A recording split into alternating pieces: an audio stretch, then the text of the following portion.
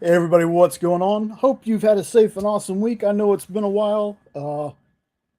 I'm at like 73% feeling better. Still got a little bit of a cough, but other than that, doing all right. And I hope you're also staying warm for those folks out there that are in the path of the storm. Uh, I hate the cold. I got a heater running on my legs right now. So, man, it's been a weird couple of weeks. Been super busy, but I do have some stuff I want to talk about before I bring people on. I want to talk about a couple Kickstarters. Goo, hey Goo, good to see you, man.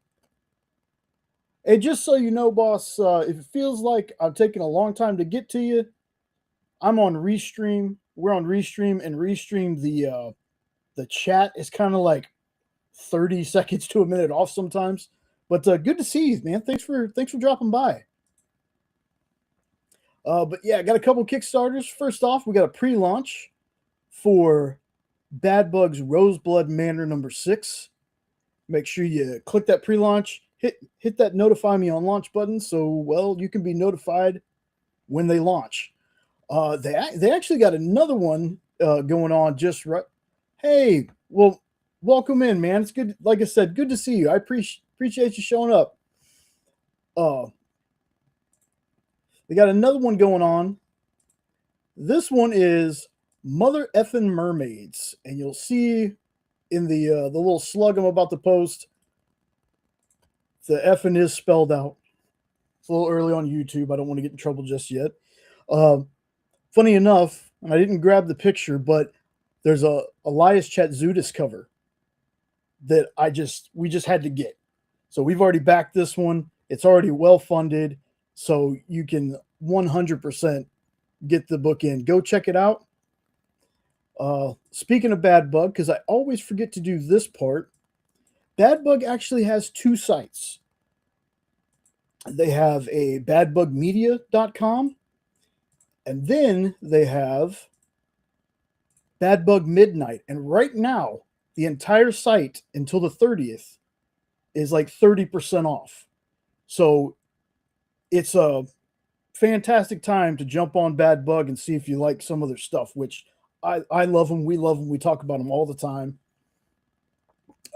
So be sure to check that out. That's where you're going to find things like Murder Mary number 1, just in case Corey's watching. I kept giving Corey the wrong information, so hopefully he checks out the replay.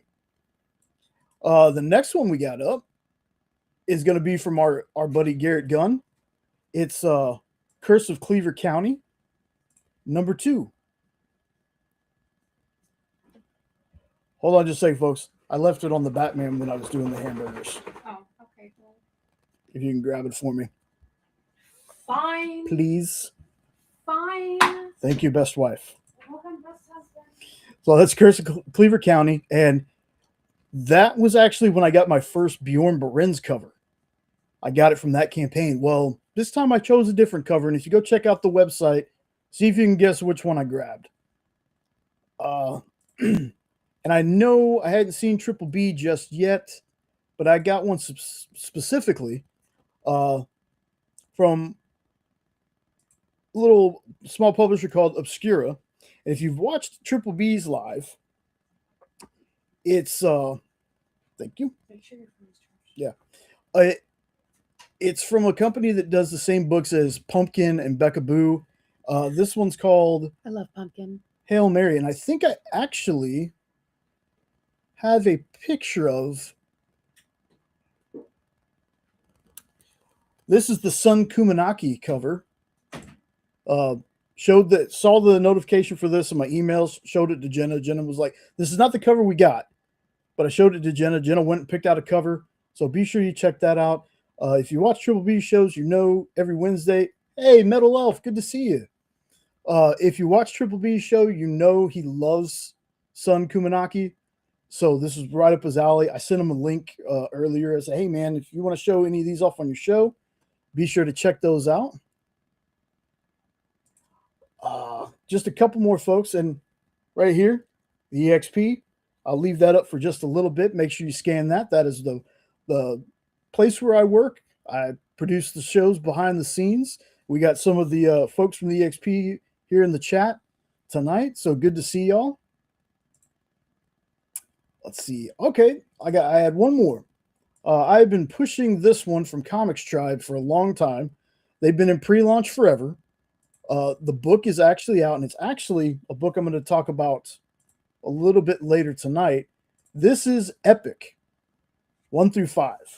The one that I ended up getting for this one, if you click on it, they have a trade for 1 through 4, and then issue 5 as a separate issue.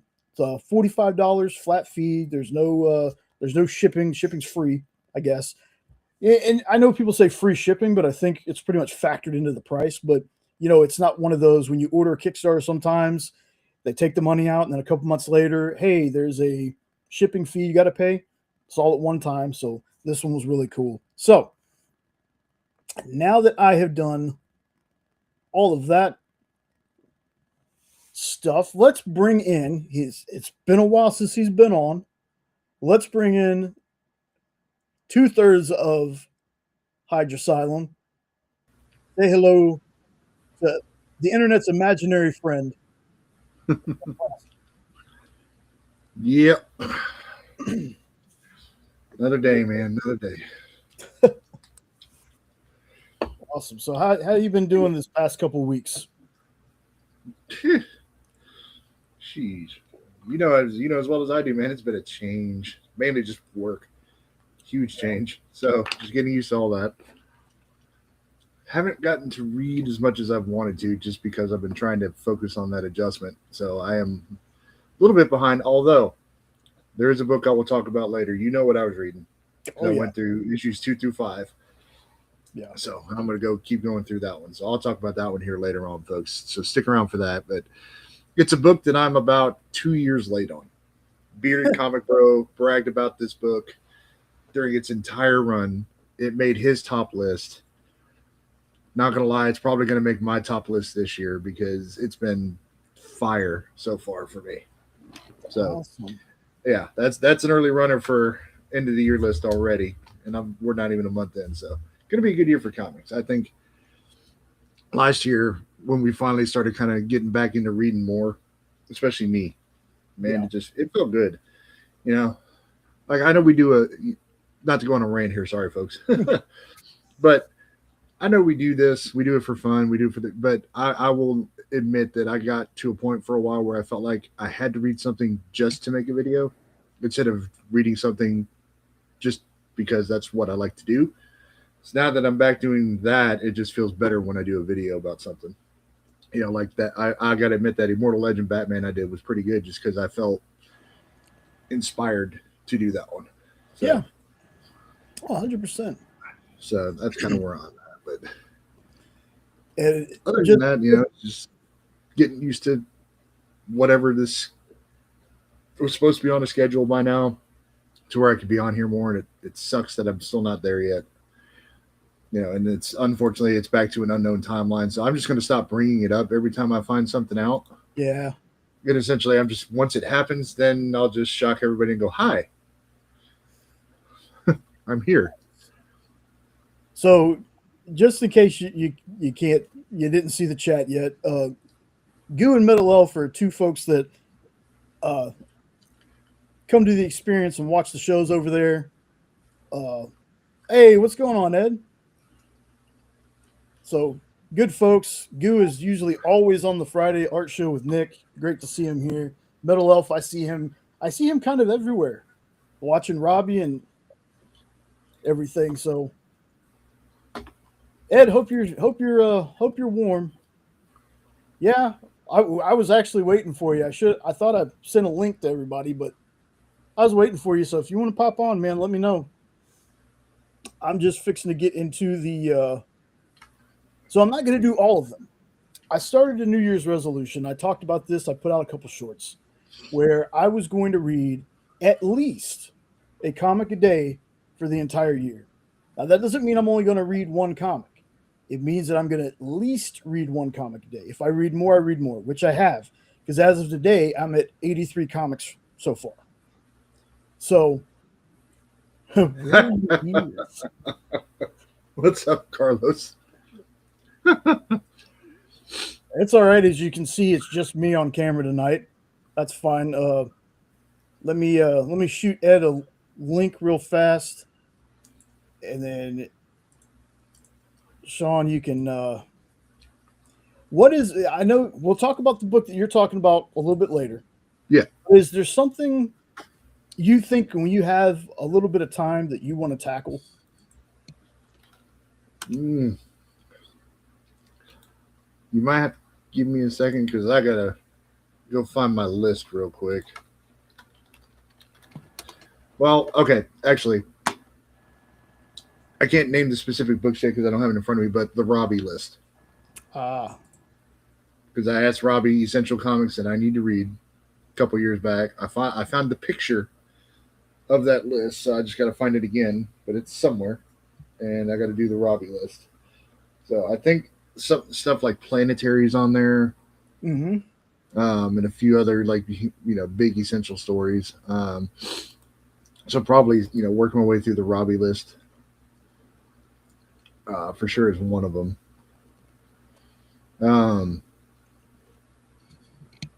Oh, sorry. Let me find my list. Sorry, folks. I should be more prepared, but I'm not. You're good. I just need you to stall for that minute so I could shoot Ed the link. So And you want to then- take a little time to think about it. Well, and there are stuff. There's more books from some of our even just the top 10 list that we did. I want to finish up Bug Wars. I gotta get through DCKO, and I gotta start working my way through the Absolute Universe. My goodness, bro. So you weren't here the last couple of times, but I have been caught up with Absolute Superman. Mind blowing. I'm caught up on DCKO. Holy cow. When Miss Jen talked about it on Minute to Skim It, when you get to that last page of that, yeah. It's yeah, it's exciting. It's a lot of great things that DC's doing, in my opinion. I think that there's a lot of folks out there that aren't really digging the Absolute stuff, but I really am. So I know it seems like everybody's digging for sure Batman, Superman, Wonder Woman. But when you get in Martian Manhunter, probably is the next one. But Flash and Green Lantern are the ones that really seem to be kind of either meh to lukewarm. Those seem to be the ones that people consider the weakest. And watch me, I'll read it and I'll end up being like, this is one of the greatest freaking books ever. But yeah, I mean, it happens. Yeah. Actually, one more book that I'm going to throw on there because I got to go back and basically redo the entire series is Stillwater. I got to run back through that entire run. Yep, I think I got about 8 issues in, and then I just stopped. Whatever I collected almost the entire run. Yeah, but I just stopped reading it. And then, of course, it reminded me when I got a book signed by Chip at Comic Palooza 2 years ago. I was like, I should have brought that book too. Yeah, because you got the Silver Coin one signed, didn't you? Yeah, which cool story at least because everybody else is there getting his Daredevil, Batman signed, and I pulled that book out. And he was like, "Oh, Silver Coin, cool." I was like, "All right, cool." I listened to the reaction. Yay! One of my books I read today was what was it, issue 6 of his Captain America run. My goodness, as much as you've been talking about that, dude, I've never read any of his Marvel stuff, to be perfectly honest. Just like I've never read any of Donny Cates Marvel stuff, and we're all big Donny Cates fans in the house. Yeah. His Hulk run is something that's supposed to be really good. So Hulk run, I still need to read his Batman run. I hear so many great things about his Batman. Speaking of Batman, terrible segue. Let's bring in what's up, Eddie? I'm not Batman. How you doing, brother? Good, man. How are you? Doing just fine. Awesome. Watching everybody freak out over the weather. True. I mean, it's cold. We got down to minus 25 last night, actual air temperature. Ugh, gross. And there's this thing that happens that not everybody is aware of because we haven't had a bitter cold winter in a while, and it's called exploding trees. And what happens is that the what do you call it? The sap and the water that's in the trees, Mm-hmm. it gets so cold so fast that it freezes and it causes it to expand, and the tree makes a snapping noise. So you Oh. hear like pop, pop, pop, pop, pop, pop, pop in the woods. And people have been freaking out, making AI videos of trees like exploding, like you have dynamite in it, Goodness. saying this is what's happening in Michigan. And I'm like, oh my god, it's not. Nice. I was just about to get into, so I'm not going to show like all of them because again, I've read 83 books so far, but I wanted to talk about a couple of things I read since the last time we were on with each other, just real fast. I'm just not like full blown synopsis or anything, but Devil on My Shoulder #2. Mm-hmm. I just got to say thank you, Ed, for bringing Devil on My Shoulder to my attention.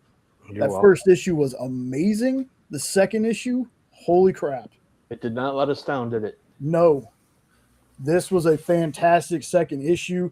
Now, unfortunately, a part of the book will be spoiled for you on certain covers. That's why I made sure I grabbed this one. But man, this was a fantastic book from Dark Horse. Kyle Starks, again, folks. I've talked about this before. If I see Kyle Starks' name on a book, I'm reading it. I've loved everything I've seen this person do. So it's one of them. Then, just looking around through stuff, I found this book called, if it'll load, there we go, Stealth. This is about an aging superhero that we think the suit is giving him dementia. So he's misremembering things. It's almost like when they portray dementia in TV. I don't have any personal like experience with dementia, so this is the only thing I can go on. But he sees his son as his brother that has already passed. Like, this was such a good hidden book. I finished the series. It's not very, I think it's only like 6 issues, but this was fantastic. I cannot believe I had never heard of this before. I just happened to find it by accident, found the issues, read it. It's such a good story and a very powerful book at the same time. So this is Stealth from Image. Let's see. Next one I got up. Red Coat. I am actually caught up with this one. I started reading this, I think 3 or 4 issues a day. I'm caught up with it. As much as I love all the Ghost Machine stuff I've read, I haven't read like Hornsby and Halo. I haven't read some of those other ones. But of the 3 series that I have read, this one is my favorite. This one is already going to be getting a movie. If you haven't read Red Coat, this book it's funny and it's just great to see this guy going through time. He's immortal, but he has to stay inside the U.S. If he leaves the borders, he starts aging. There's other immortals. I gotta say, without being too spoilery about it, one of my favorite issues that I read very recently had Johnny Appleseed in it, and it's a fun story, folks. So if you want to jump in on Ghost Machine, definitely try this one. Like, this one's been a ton of fun. Then I talked about this a little bit ago. DCKO #3, that final page. My goodness, I am so ready. This was something that I thought if they handled this the wrong way, this could be kind of boring. Because it's the thing starts out with 32 let me back that up. Participants. There we go, Jay. 32 participants. Then it whittles down to 16. Then it's down to 8. Then it gets it's going pretty fast. And then you got to be careful because there's the I think it's KO Night Fight KO something Night Fight. You got to be careful reading those because if you read those before you read this, some things are going to be spoiled for you. So I would definitely read the KO stuff first and then read the tie-ins. But this book has been fantastic. DC has been crushing it with the all-in stuff and the absolute stuff. Then we got Skinbreaker. I'm a Robert Kirkman nut. I can't wait until we have some kind of deal with Prime where we just have a Robert Kirkman world of animated stuff. Doesn't have to be live action. I would take this just animated of all his stuff on Prime. I know we got The Walking Dead, but I mean, take Invincible, which I'll be talking about here in just a little bit. But Invincible, Capes, Battle Beast, Brit, Skinbreaker. There's tons of stuff. Die. Tons of Robert Kirkman stuff that would make awesome animated series. This book has been so good. It was so strange to me that I thought it was going in one direction until I got to issue 2. And then at the issue 2, it just it continues the story, but it definitely was not what I was expecting. So if you haven't read Skinbreaker from Robert Kirkman, fantastic book. I am also, I believe, caught up. I think there's one issue left. Beneath the Trees Where Nobody Sees the Rite of Spring. This was a sleeper hit for me. The first series was a sleeper hit for me. I heard everybody talk about it. I should have trusted Patrick Horvath. I like a lot of the other stuff he's written. When I went to read the first series, I read the whole thing. I was like, I'm going to read an issue. Nope, had to read the whole thing. This one has been so awesome so far. Murder mystery. It's animals doing people things, and it's the worst things those people could be doing. There's the thing that happens in the last issue that I cannot wait to see how they conclude it. Things have come to light. People have been found out. It's incredible. Beneath the Trees Where Nobody Sees Rite of Spring. My favorite thing about this series, including the first one, was that the way it's drawn reminds me of those kids' books from the 70s. Yep. But what's happening inside is not what happens in the kid book from the 70s. It's a great series. 100%. So this next one I kind of read out of order. I had read this particular book before for Minute to Skim It a long time ago. Did not realize this was a new series. So this is Babs, The Black Road South. This is from Ahoy Comics by Garth Ennis. Now what Babs is basically kind of a Red Sonja parody, but not a parody. Like, she's apparently Red Sonja exists in this world because it's very anachronistic. Okay. The language they use, and usually I'm not down with that, but this book is supposed to be that way. It's not like some of the Red Sonja books I read before where there was language that they wouldn't be using in regular books. This one, they even have like a rap rock song that's basically about Red Sonja. It doesn't say her full name, but Red Sonja is in there. So they definitely know about Red Sonja. This was a super funny book, hyper violent. Babs is an awesome character. Awesome character. So we got that one. There's only one issue of this out so far. This is a newer one. So then I was like, oh, that's right. I've read Babs before. So I went back and I finished the first series. It's fantastic. Fantastic. I will spoil one little thing for you. There is a penis enlargement potion that gets used.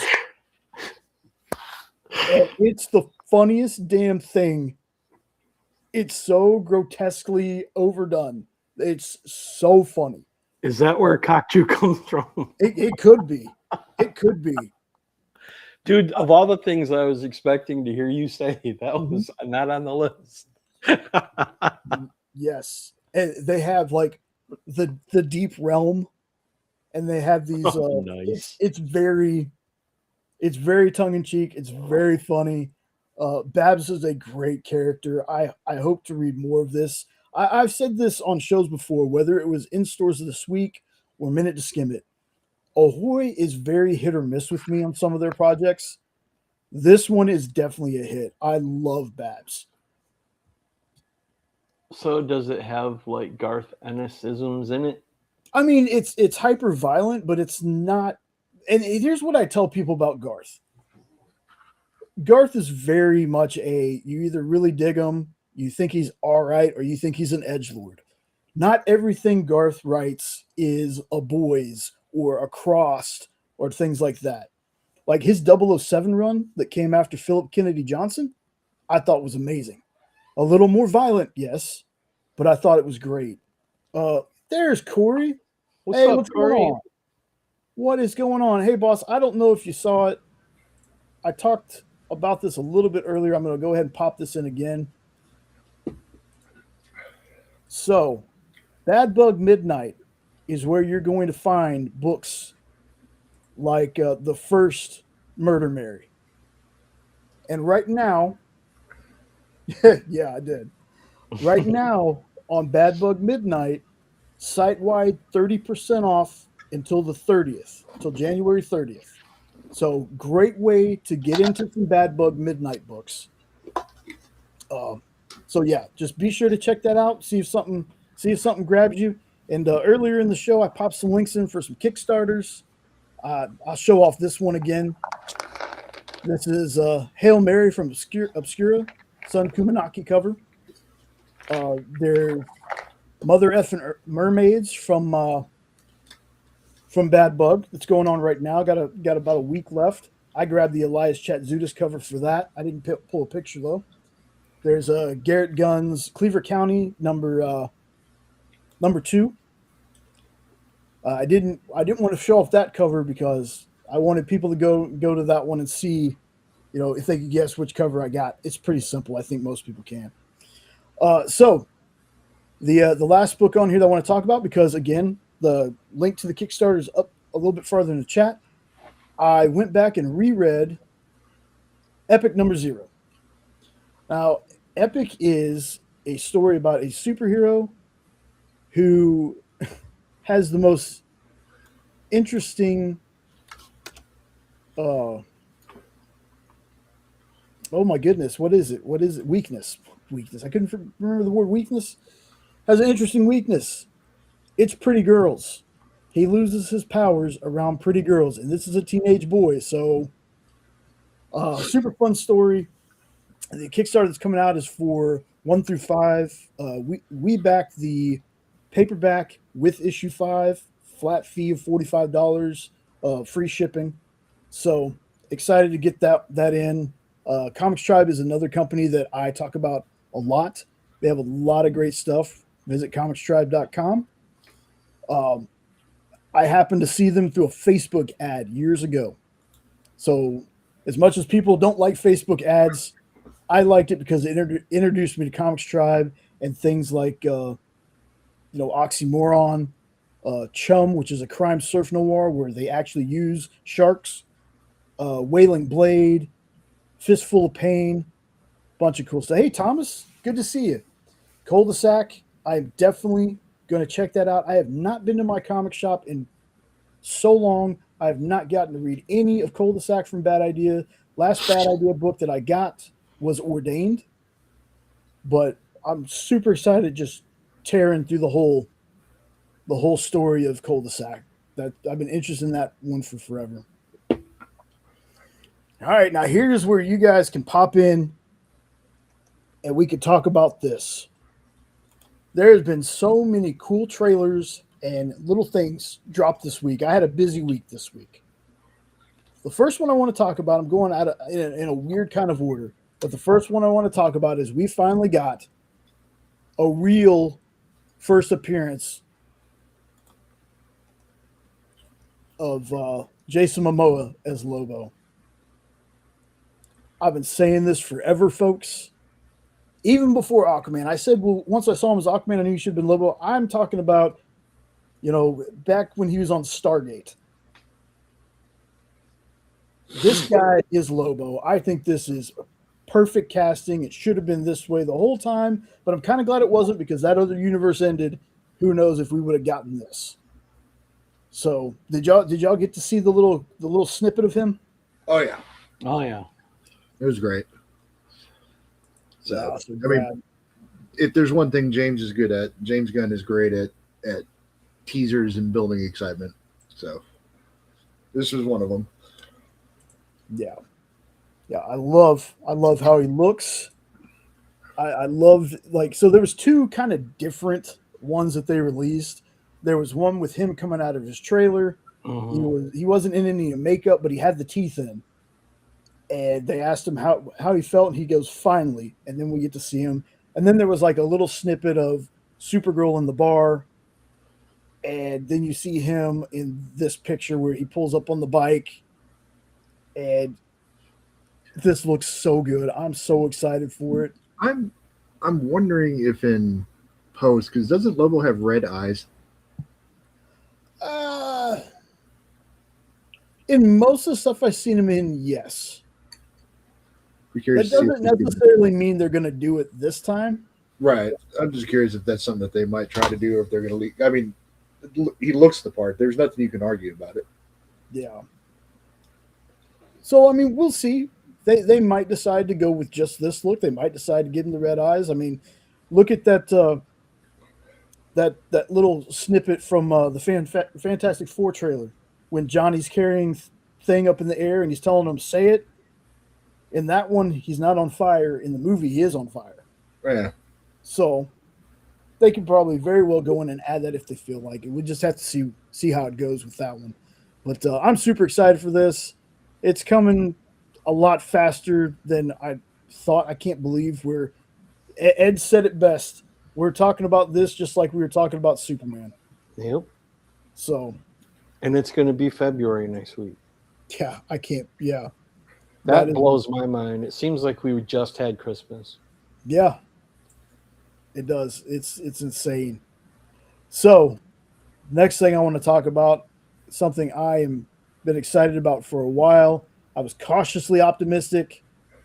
I know that this trailer kind of divided a lot of people, which that's all movie trailers nowadays, folks. But He-Man. Oh, yeah. That looks awesome. That got me hyped up. I'm one of the few that like the Dolph Lundgren one, though, too. So right here, brother. Right I here. have no problems with the Dolph Lundgren one. cool. I will say though, this one surprised me because I've Jay knows, and I'll openly admit it. I am not the biggest He-Man guy, Right. but this trailer actually took me by surprise. Like it really genuinely surprised me. There was some things that I really dug about it. Like And again, me not being a He-Man nerd, that I wouldn't know, but like I legit like I'll go to the theater with you to see it. I mean, hell yeah. it drew somebody like me who's you can kind of call me a non-fan. If it drew me in enough to see it, I mean, I can imagine how people that really really are fans like yourself, and I guess Ed, you are too. oh, big time. So for y'all, it's huge, I'm sure. Yep, had those toys growing up. Had The only one I never got, there was two on my I gotta have lists, and that was Battle Cat and Castle Grayskull, and I never got either one. I never got Castle Grayskull, but I did have Battle Cat. You dog. Hey, The what's up, funny man? thing is, when I turned like 40, I bought it for myself for my birthday. So I have a Battle Cat now too. Good to see Unknown. Yeah, when this trailer popped, it was so they released a little teaser, and of course I grabbed it, put it out as a short, and the first comment I got was basically it doesn't look good. Which again, nowadays with every movie, you know, that's how trailer. Well, yeah, and that's a good point, and that's what I always tell people. You know, even if the trailer doesn't get you, wait till you see the movie. You know, there have been trailers I've seen where I was like, Jumanji, Welcome to the Jungle was one of them. I first saw that trailer, I was like, I don't know. I watched the movie and I loved it. So yeah, until the credits roll on this one, I'm just going to be as optimistic as I can be. Like I said, the things that I like about this was one of the main complaints from the first one was outside of, you had Gwildor, instead of Orko. Oh yeah.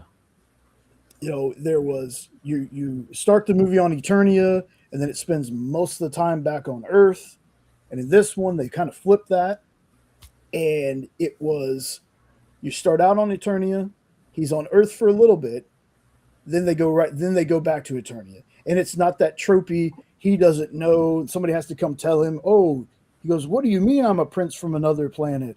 No, he knows who he is, and I think that's what I like the most about it. It's not that tropey. He's got amnesia or something. He knows that he's He-Man. He knows he's Prince Adam. The thing that I liked is when it showed him as Adam, he had the pink shirt on with the bowl cut hair. I'm like, they nailed it. Now make him different when he's He-Man. Now I just needed him. Oh my God, do I cry? Come on, what's going on? That would have been the perfect song to play during this trailer. Oh, for sure. And like I said in my reaction, and I can do it a little bit louder now. I just want one. And I know he's not going to sound like this, but I just want one. Until next time, He-Man. I just want that. I want that kind of silly voice, but that's a cartoon voice. They're not going to use that, I know. But I've always loved that. Until we meet again. Those little videos. Oh yeah. Yeah, I love that. Those little videos are especially funny because the actual cartoon itself always ended with a "this is what we learned today" moment with either He-Man or Orko, and the things going on the web or Skeletor teaching you stuff you don't want to know. Yes. Remember. Until we meet again. Yeah.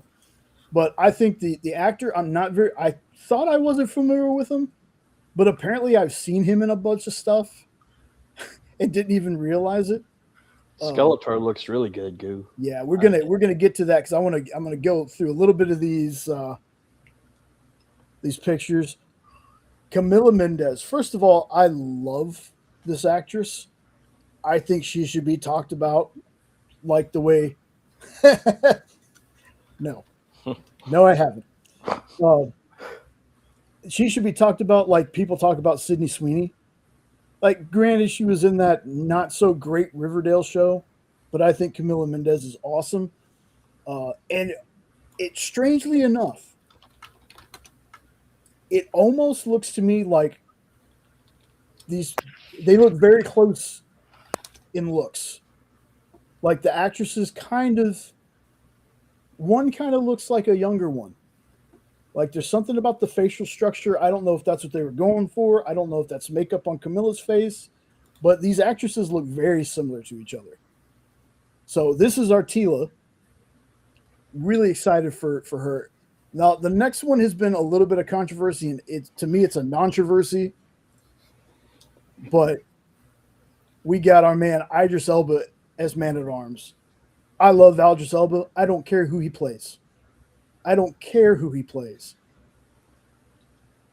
Why is it controversial? Because Man-at-Arms is typically a white character. Oh my lord. Okay. Stupid shit like that. I don't even see that crap anymore until somebody points it out. Yeah. I wanted Idris Elba to be 007. I want him to be everything. I Yeah. love that guy. I love him in everything he does. No. Yes. He's gonna crush it. He looks so great. Yes, exactly. He's always great. I think the first time I ever saw him was The Office. I think it was The Office. Oh, Leto. Well, here's the thing, folks, and we're about to get to that one. I just want to get through this. We got Alison Brie as Evelyn. Now, I will say this. I'm definitely going to give her a chance. But I don't know how you beat, and I always forget her name. Is it Megan? I think it begins with an M. But the original live action one with those piercing blue eyes. She was also in They Live. Oh, She's Meg also, Foster. yeah, she's also in Thank you. my favorite version of The Legend of Sleepy Hollow. Okay. Yeah, she's Meg Foster. Thank you. I knew it was an M name, but I couldn't remember. Allison Brie, great actress, very funny. I haven't seen her in too many serious things, but I'm definitely going to give her a shot. She still looks great. It still feels like Evelyn. So here we're going to the one that everyone's talking about right now. Jared Leto as Skeletor. Now, Frank Langella. Langella? Langella. Maybe it's Langella. Are you talking about the vampire Dracula guy? That's Frank Langella from the 70s. He played Dracula. I think so. Yeah, okay, that's Frank Langella. Yeah. Okay. He was also, I think, Perry White in Superman Returns. Yes. Okay. Yes, he was. He was the Skeletor in the 87, I think, that Master Universe was. I thought he was fantastic. I thought he kind of blew everyone away. It felt like he was trying to go for an Oscar. I thought he was great. I thought he was great in it. I know Jared Leto, folks. I know people are tired of seeing him and stuff. But here's the thing. Here's the thing that makes it the best for me. Look at the face. It's not like we're not. I think there might be a flashback of before he turns into that. But I think this is fine. It's not like we're actually seeing Jared Leto. I think this will be fine. I don't understand what got all the hate for him. I don't have any hate for Jared Leto. He's fun. I don't know what it is either, other than he's like a weird person, I guess. I don't follow it. Well, I can see it feels like an odd choice. Like I can understand that. But if he has a gnarly Skeletor voice, who cares? You're not going to see his face. Yeah. I just as much as he was an odd choice for Joker, his Joker voice was not bad, really. No, just everything else about the character to me. Yeah. I know this will earn me love. I like just Miss Morbius. Go ahead. Let me have it. I told you my issues with Morbius. I know. I think they cut too much out. They did. That was my issue with it. Oh, he might be a cult leader. I know nothing of that. Like I said, Are you talking about Leto or me? Well, Ed. I wish you would go back singing. Like, I think Jenna too, the only people that like 30 Seconds to Mars. I like him. I've liked him ever since Capricorn. Whether it's a known actor or not, I'll use that compared to good. No, and Goo, these are all very good points, folks. Like, I'm not disparaging anybody. I'm not saying anybody's wrong. I'm just more of for myself personally, I have been since Heath Ledger. Everyone gets a shot with me. Mm-hmm. And maybe he'll start singing, yes. Until we meet again, he ran. Oh, what's going on? I say, hey, oh my God. This could go south so fast. But between that and me wanting Thundercats, a live action Thundercats, just so I can go snarf snarf all the time. You do it anyway. What are you in the movie for? I do. Well, just because. We're just gonna have you play Snarf. I would totally be Snarf. Snarf, well, I know Snarf.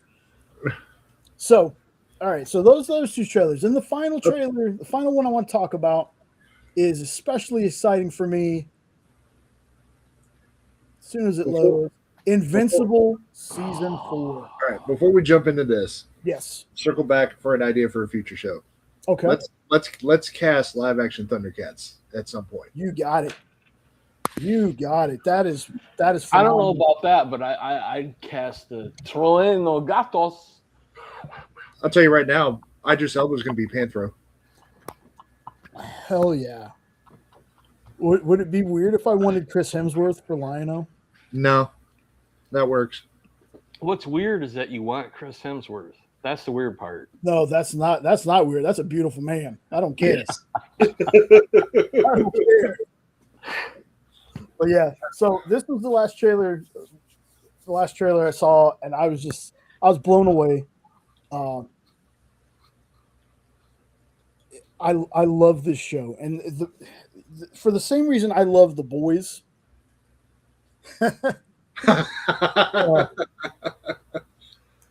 Yeah, I know. I'm hoping one day Restream kind of gets on the ball fixing that delay. But just much for what I like The Boys, how it can be the subvert expectations and still be great.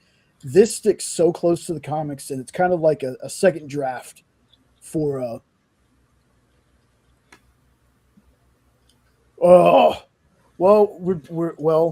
look, we said Idris Elba, and yes, he was McCavity in that terrible, terrible Cats movie from 2019. So yes, they could be. He was your cavity? Yeah, he was McCavity. Yeah, McCavity. Which one of your cavities was he? I don't know, one of the 8. That's right. I'll get you next time, chat. We're gonna have fun when we do that one. Yeah. I am now. I will freely admit, I'm 2 seasons behind on Invincible. I got like 2 or 3 episodes into season 2, and then haven't watched it since. And that's not because it was bad or anything, right? No, that's just I honestly have not really started watching anything new in a while. I think the last season of Star Trek Strange New Worlds was the last thing I actually really watched that was new. Otherwise, I'm just going back and watching old stuff right now. I find myself doing the same thing, man. I still haven't watched like Penguin or anything like that. Same. Like the newest thing that I watched was Stranger Things and Welcome to Derry. Yeah. But this right here, y'all, I am so excited for. Again, Robert Kirkman has said this is like his chance to add some things that he wanted to add in the comics. It's like his second draft. They speed events up, but it's so close to the comics. And I'm slowly making my way through them. I don't know if anybody else knows about the Invincible comics, but the trades have names like 8 is Enough and Family Matters and Different Strokes and stuff like that. Like those are the names of the trades. I think personally I only have 6 volumes, maybe 7. It's a daunting task. I said that word like 8 times in my reaction video, but it's a big task to try to read Invincible because there is so much stuff. Because not only do you have the regular trades, but you got some of the tie-ins, the offshoot characters.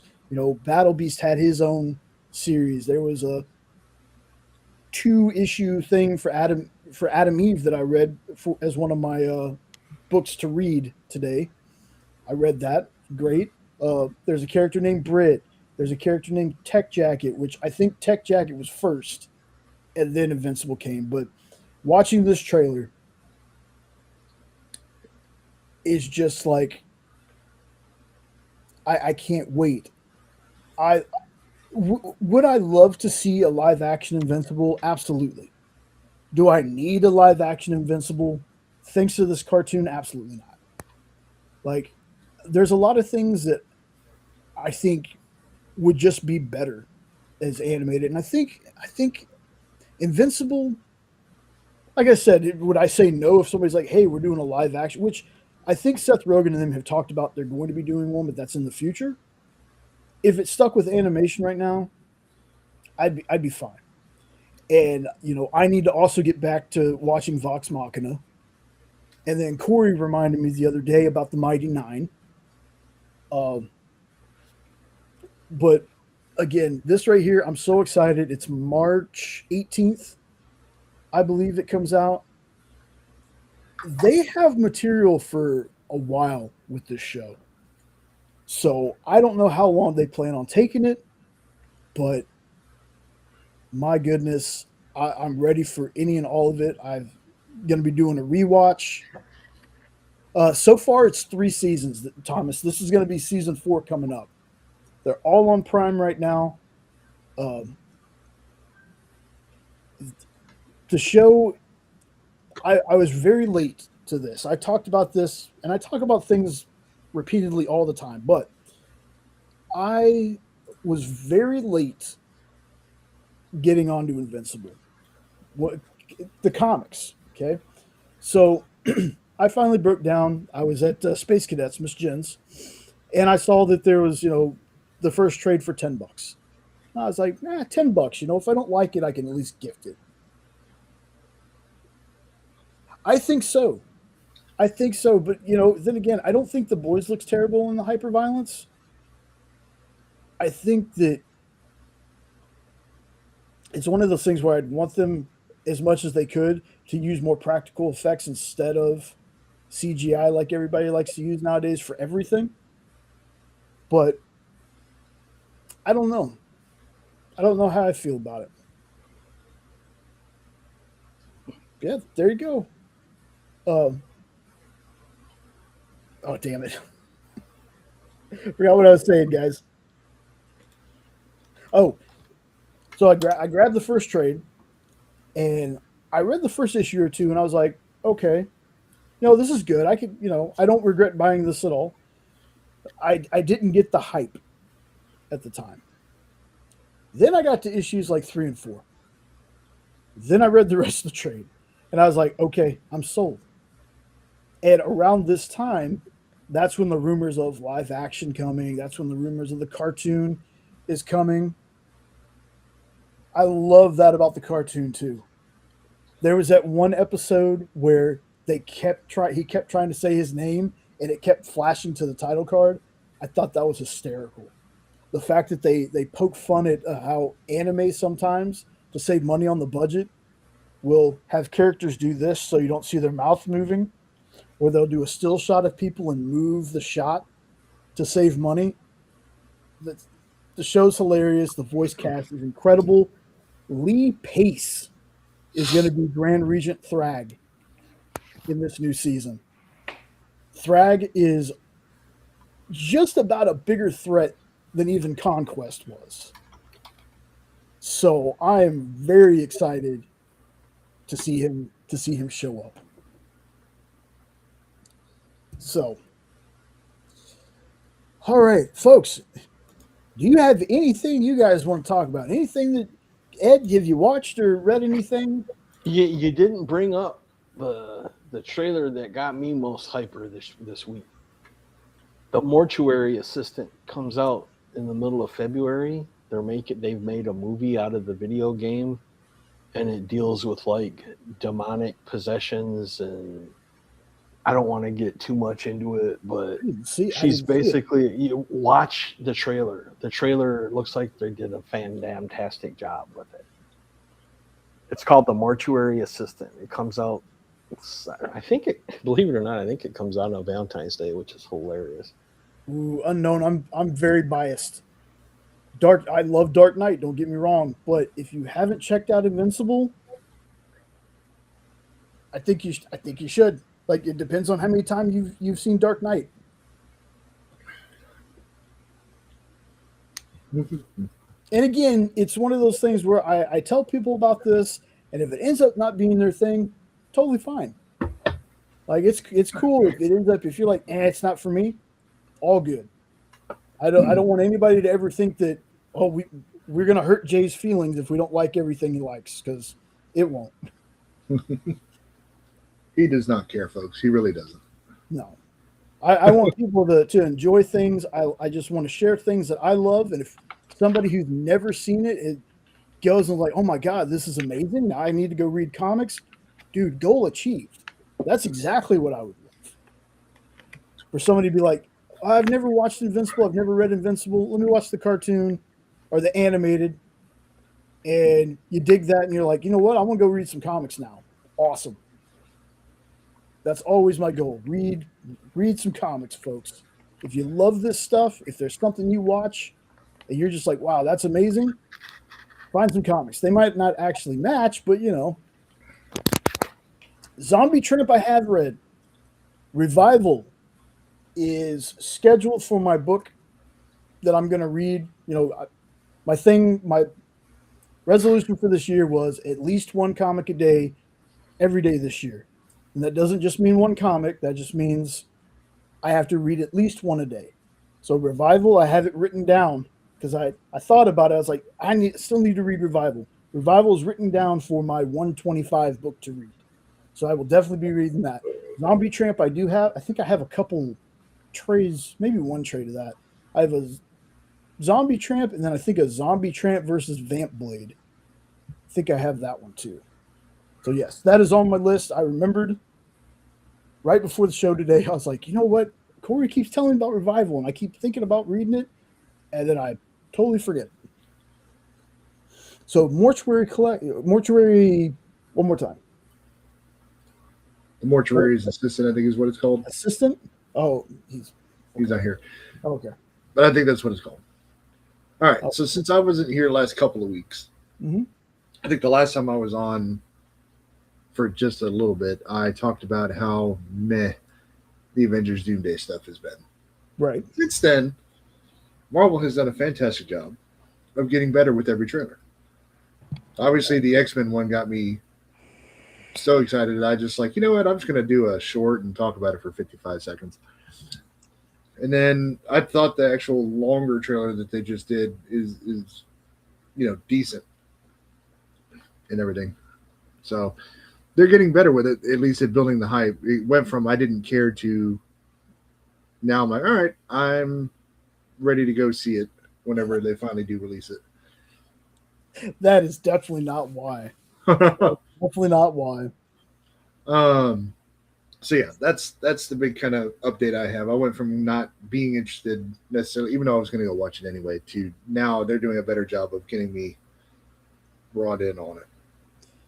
As far as reading, my big read of recently has been Dick Tracy from Mad Cave. Like I said at the top of the show, I'm 2 years behind on the hype. Bearded tried to get me for a long time. He's like, read it, dude. So did a nice little decent reading of about 4 issues the other day. I finished up the first arc. Folks, even if you aren't a Dick Tracy fan, read it. It's nothing like the movie. I will tell you that right now. It's not even close. Other than the names. I mean, it's very much feels much more grounded. It's much more violent than the Warren Beatty stuff, but it is so good so far.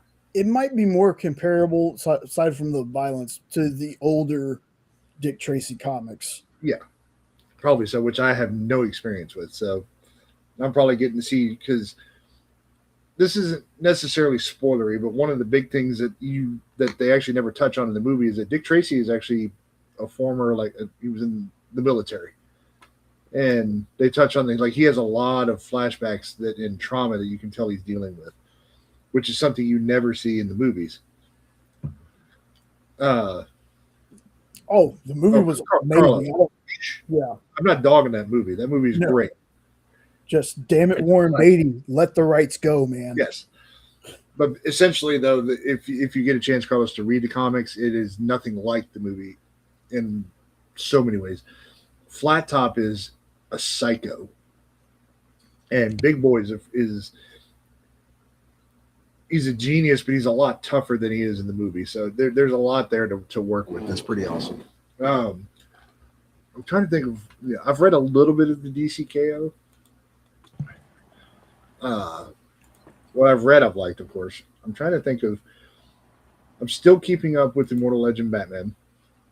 So, and that series is still continuing to do well. I think it's only got like an issue left before they're done with this particular run, and then if they do another one, cool.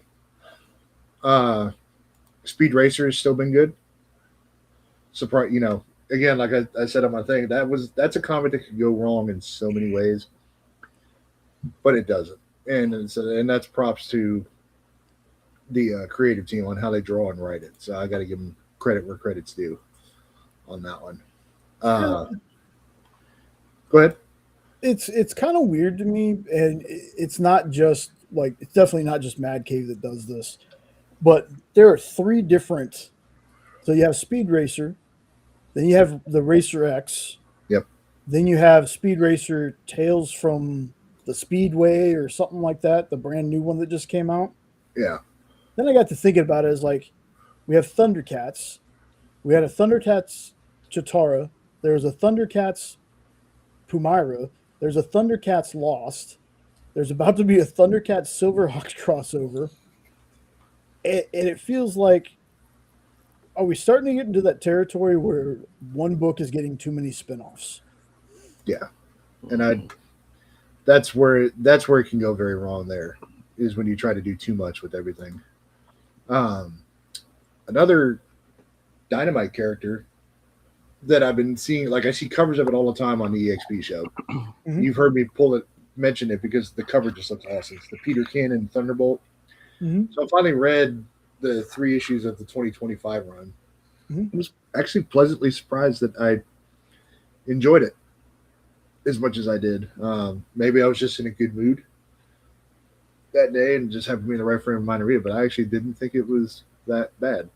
I need to give that one a shot, and it's because it's so strange. There's 1 or 2 Red Sonja books that I really, really like. There's the Vamp, the Vampirella that's like set in the 40s that I really, really like. Yeah, that one's great. Outside of that, what's that, Ed? I just agreed. Really, the Vamp? Yeah, I said I just agreed.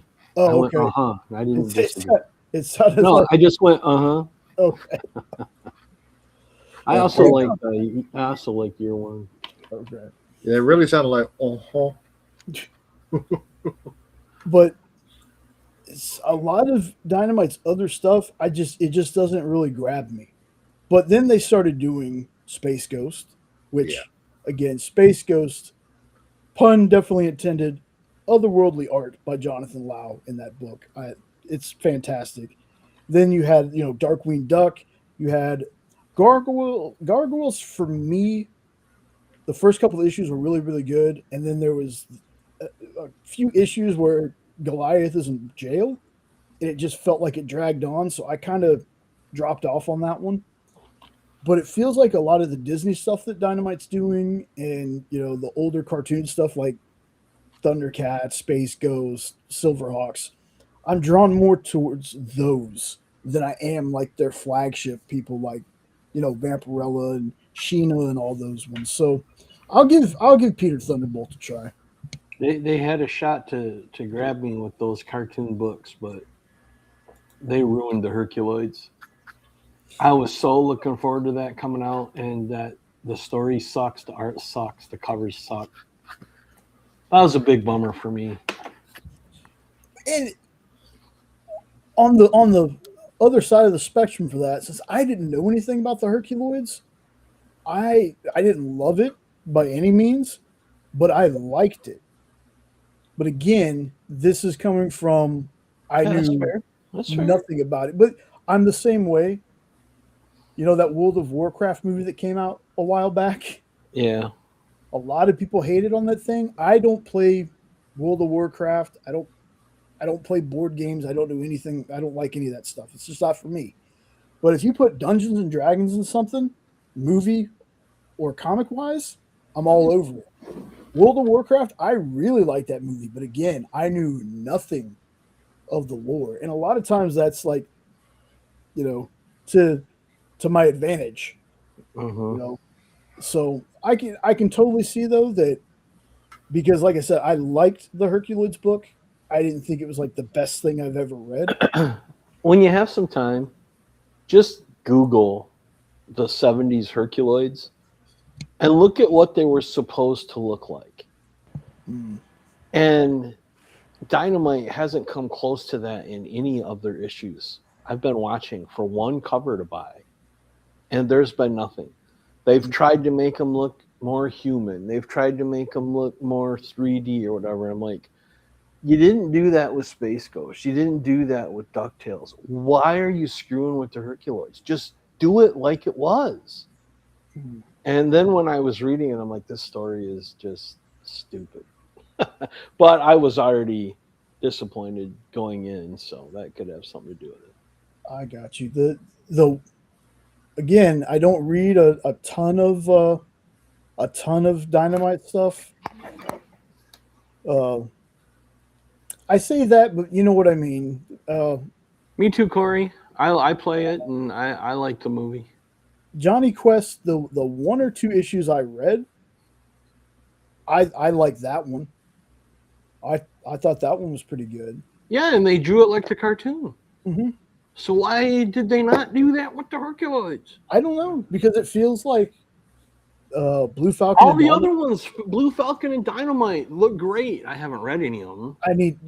That's one that I wanted to read because again, I know nothing. I know of the character, but I've never watched it. Unlike Johnny Quest, Johnny Dynamite's the best, man. Hello, baby. Yeah, I see. Like when I saw these Hanna-Barbera cartoons, comics that Dynamite was doing, there's a couple of them that, like Johnny Quest, that was in syndication and reruns when I was a kid, so I watched Johnny Quest a lot. The little Johnny Quest movie that they had, loved it as a kid. Loved that show. There's a lot of these books that they're doing. How I missed out on Space Ghost, no clue. But I went into Space Ghost totally blind. And I know that the 3 or 4 issues of that, because again, I'm way behind on that one. The 3 or 4 issues of that I read were solid. And then you have, again, differing opinions. Kyle didn't like it because it was too serious for him. I think Kyle said he was expecting it to be like apparently Coast to Coast. Yeah, that's what I thought too. I've seen snippets of Coast to Coast, but I not like I sat there and watched it. But me personally, I think what they're doing with Space Ghost, what David Pepose, who is a fantastic writer in his own right, what he's done with the character has made me a fan of it. So this goes down. See, somehow Space Ghost escaped my radar when I was a kid too. So the only Space Ghost I was familiar with was Coast to Coast. So when it came out and everybody said it's nothing like Coast to Coast, I'm like, well, then what is it? And then I kind of looked into it. I'm like, oh, it's just like every other show from the 70s was. But Coast to Coast was great. I loved Space Ghost Coast to Coast.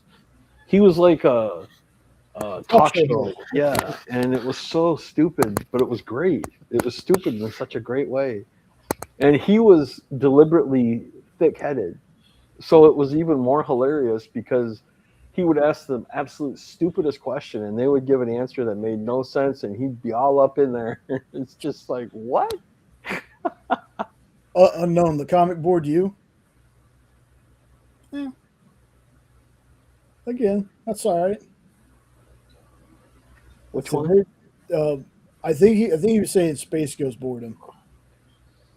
This is fine. Like I said, there's stuff's not going to be for everything. That's like people talk about, the Vampirella stuff all the time. And again, outside of the Vamp, there hasn't ever really been a Vampirella series that has grabbed me. Now, I will say this: I did win that Vampirella Dracula and Holy set from Triple B that I still need to read. I told him I was going to read it. I am going to read that. So I'll let everybody know my thoughts on that once I get to them. But I don't know. There's just, the show Coast to Coast boards you. Okay. Oh. Like I said, that's a character somehow just didn't, like, I know Thundar the Barbarian. I knew Johnny Quest. I knew Thundercats and Silverhawks, obviously. Wasn't, I think I'm the opposite of most people when it comes to those two. I was a bigger Thundercats fan. I didn't really get too into Silverhawks. I had those toys as a kid too, though. so many toys as a kid that I smashed and dropped bricks on. GI Joes that I had that I would twist them until the rubber band that held them together would snap. Like I was very stupidly rough on my toys as a kid.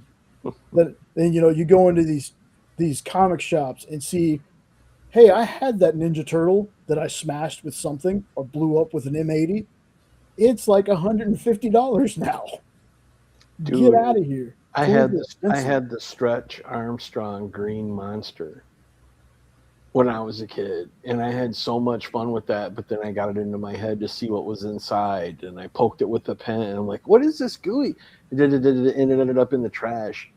And now I was watching one of those pawn things, and just the head, because the head doesn't stretch. It was like a hard plastic head. Just the head of that stupid thing sells for $4,000. I'm like, oh my God, if I could go back and grab 8-year-old me and take away that pin and steal that doll. Yeah. And then somebody had a Stretch Armstrong Hulk that they wanted like 14 grand for. That was in, it's never been stretched. And I'm like, okay. How could you? Okay. I mean, that's a weird thing anyway, but how could you have a Stretch Armstrong and never stretch it? Yeah, I know. It must have been in a box somewhere. But this dude that has it like went into details about how he uses a certain kind of KY gelatin on it to keep it soft and everything. I'm like, you rub sex lube on your doll? Okay, I don't want one that bad. But it was an unpulled Hulk, and he was wanting like 14 grand for it. Yeah. Same. I never got the appeal of SpongeBob either. But again, when I was a kid, my parents we didn't get cable, or they didn't get cable until I was 18 and moved out of the house. So there's a lot of these shows people talk about that, oh, it's nostalgia. And I'm like, I have no idea what that is. Yeah, I think that's where I saw it too. Goo was Comic Book Man. And then Silverhawks I want to start. I have not started Silverhawks at all just yet. I do want to start that one just to see, because I really enjoyed the Thundercats. I haven't gotten too deep into the 18 other spinoffs for it. It's getting like X-Men over there with that one. But and then next month, more blind bags. At least 2 I know of coming from Dynamite. And that's only because I looked on League of Comics. Elvira again? I think so. No. At least not the month I was looking in. There was like a Thundercats and something else. Okay. I mean, hell, it might have been Elvira and Harley Quinn, which I'm wondering when we're doing the flip of that. I'm wondering if they're doing kind of like how they're doing Superman, Spider-Man coming out from DC, and then Spider-Man, Superman coming out from Marvel. I wonder if Dynamite has like a deal where they're doing Elvira Harley Quinn, and there's going to be a Harley Elvira Quinn. Or do I have that backward? Whatever. Y'all know what I mean. When they flip the titles and the other company takes over for a little bit. It feels like it does. I think Harley's listed first in this one. I think Okay. it's Harley and Elvira right now. So the next one would be Elvira and Harley. I'm having fun with that book, but I will say this: I wish they could have gotten David Avalone. I think that's how you say it. It's either Avalone or Avalone. I wish they could have gotten him as part of the writing team to write Elvira's part. Nothing against Amanda Connor at all. At all. I love what she's doing with the character. You like his past Elvira stuff? I do. I love me what he too. did. Every time I read one of those Elvira things, it felt like Cassandra Peterson was on the page talking to me. You could hear the voice. Yes. And even the smirk, the artist would get the smirk right. Yeah. And it's like, this is gold. Yes. To this day, I'm still enjoying that one. it happens, Goo. Trust me. The things that get canceled versus the things that stay on the air forever. We're like on season 95 of the freaking Kardashians or something. Oh, don't get me started on that. But See, I'm just enough older than you that I had never heard of Silverhawks before when it came out, so I wasn't part of that big excitement. I didn't even realize that they were supposedly in the same universe. And that wasn't a slyly move it in there for you thing. That's Yeah, literally, that's fine. uh, I never knew that until somebody started talking about it. And I was like, really? No clue. But I will say this, man, about comics right now. They've been so exciting for the last little bit. Not only, like I said, the All In stuff, the DCKO, the Absolute stuff, but the fact that these companies are finally looking at each other and being like, you know what, we should cross over. I bet fans would love to see Homelander and Superman go at it. I bet fans would love to see Vampirella and Red Sonja versus this DC or Marvel. Like, and then you have DC and Marvel teaming up to do these, these stuff. Oh, Corey, thanks for stopping by, man. Appreciate you, boss. Later, Corey. Have a good night. Stay warm if you're in the path of this storm. Same goes for everybody. Just stay warm. Watch out for exploding trees. Goodness. But all these crossovers, it's like these companies finally like, you know what? Not only could we make fans happy with this, but more importantly, we can make some freaking money. Because trust me, when that boss battle comes out, I'm definitely, I don't care how I have to do it. If I got to order it from someplace or get off my lazy ass and go to the store, I'm getting that Superman Homelander issue. Oh, hell yeah. I'm getting it, and I don't know how they're going to do it. I don't know how what's going to happen. All I know is this: there's no way. It doesn't matter who's writing it. I know that's my answer to people when they're like, "Who can beat who?" Depends on who's writing it. There's no plane of existence where Homelander beats Superman. There's not. Nope. I love the boys, but you could take Invincible, and he would solo the entirety of the boys, all of them. That's Invincible. Superman. They're going to have to do something. I don't think it's going to be a straight Superman just destroys him. That's what I'm hoping for, but I don't think they'd give him rights to the character if that's what it was going to be. It's going to be some kind of fight. I think I wouldn't even care if it was one of those wordless comics. If it was just every panel of Superman punching that sumbitch somewhere, throwing him somewhere, I'd be so happy. Just a silent issue of just I would be happy. Beating the brakes off of him. Yeah. And I don't know how this is going to come about. I just know that I'm excited for it. I know there's some people out there, and I definitely respect their opinions on it. There's some people that aren't excited. They think it's a little too gimmicky to have, like, Annabelle and Samantha from Beneath the Trees Where Nobody Sees. They think it's a little much, and they could be right, but it could also be something really, really fun. I think that's what a lot of folks have been missing from comics for a while, is something fun, not some, everybody. Yeah, that is true. He would hold himself back.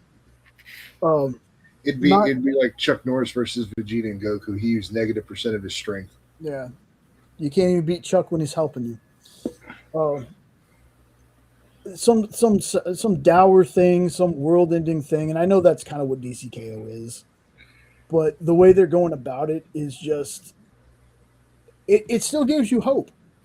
Like when you watch these battles, you're like, some of these folks, they're friends that are fighting, but I don't know. Maybe again, I'm a shill for comics. Doesn't matter what company it is. I know I talk a lot more DC than I do Marvel. But I'm going to be more good shit. I'm going to be really honest. Marvel's got some good stuff. Don't get me wrong. The Red Band Punisher, I've really been enjoying. But again, I'm a big fan of Punisher Max. Yeah. Yeah. Go ahead. No, you're good. The problem with Marvel is it's their mainline stuff has not been that great. You get the spinoffs and stuff like that, and then you have certain parts of main storylines that seem to do well, but it seems like it's been that way for a while for both the big two until just lately they've started these little side projects that actually have good stories to tell, like Spider-Man Predator. Mm-hmm. And, you know, it was actually a good story. Too bad it was just a foreign done thing or whatever. But their ongoings have just been, oh my God. That's what turned me to indies years ago, is I just got so tired of the same regurgitated plot and storylines from the big two. I was like, I'm done. Yeah, yeah. You know, I went to well, I went to indies primarily to get away from superhero stuff. Me too. Because I needed, you know, I got a little bored of it, and Jay will tell you. And then, luckily, when I started reading horror stuff and kind of really venturing outside of Mm-hmm. that, you know, like stuff like God Country as well, that helped me. Have you No. watched or have you read Devil on My Shoulder yet? No, I have not. So, admittedly, I haven't read as much as I've liked to of late, because just the last couple of weeks, especially, I've just been trying to get used to. Well, when you mentioned horror, I mean, that's one of the best horror books that came out last year. And it came out in like December. I don't know if I read a ton of horror last year, which is kind of a first for me. You know, I read a lot of Bad Bug, but that's a yearly thing. But you saw my list. I tried to dabble around a little bit everywhere, just because it seemed like everybody had something. Mm-hmm. You know, you turned me on to Spider-Man Predator. You know, and I'm like, that's the best Marvel book I've read. New Marvel book. Let me be specific. New Marvel book that I've read in a long time, because, you know, as far as I'm concerned, Civil War is right now is my number one Marvel book, along with Civil War and for the life of me, I can't remember the name of the trade. It's the Daredevil one Jay got me for Christmas. That's the Kevin Smith and Joe Quesada run. Yeah. Those are my top two Marvel trades. So is far. it Guardian Devil, or is it Man Without Fear? I think it's Guardian Devil, because it's the one with Mysterio. Okay. Ends up being the main villain of it. It's a good run. But that, you know, but new ongoing stuff with Marvel is just, I've read stuff here and there.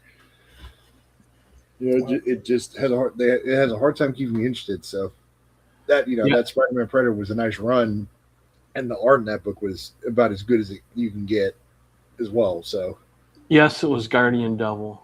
Mm-hmm. Okay. Guardian. I just looked it up. Thank you. Because you had me going crazy, because I had read it and I couldn't remember what the name of it was either. Yeah. I would honestly tell you that, and Nope and I talked about this, because Nope said he tried reading and it didn't grab him, but he was going to go back and try again. I would tell you to check out that Chip Zdarsky Cap run, because, again, I'm not the biggest Cap fan. It's not like I don't like Cap, but Cap is, unless it's, of course, Civil War, Cap is always a kind of like Supergirl. He's a side character in the stories that I read. Yeah. And this Zdarsky run so far, it's only 6 issues. The issue 6 is a new arc. Has been fantastic. Did you read the Kevin Smith Masters of the Universe, and did you watch the cartoon that came out a couple years ago? I did not watch Revelations. It's been sitting in my Netflix list forever. It is so good. I highly recommend you watch it before the movie comes out. Okay. Just to get your love of He-Man back, because they did it right. And even the cartoon is good. The comics were excellent. The cartoon is phenomenal. Now, I think I did read the comic Revelations, because that's the story that they used where Skeletor was once like his uncle or something. I read some story where Skeletor was Prince Adam's uncle. I don't remember that part. Because I remember the first time I did my Skeletor voice was after I read that comic on Minute to Skim It. This is the series. Well, no, I won't go there because I don't want to spoil it for anybody. I was going to tell you how it ended, but I'm not going to do that. But anyways, highly recommend it. Read it and watch it, because the cartoon does the comic almost word for word anyway, because Kevin Smith helped with the cartoon also. Let's see. He is his real name. His real name is Keldor. He's the older half brother of King Randor, and therefore the uncle of Prince Adam. Yeah, there you go. I remember that now. Yep. Yeah. And I don't remember that from the cartoons, but No. Well, I can't. no, it's fine. I'm I'll just type it in the chat. yeah, the older cartoons. But yeah, I need to still watch that.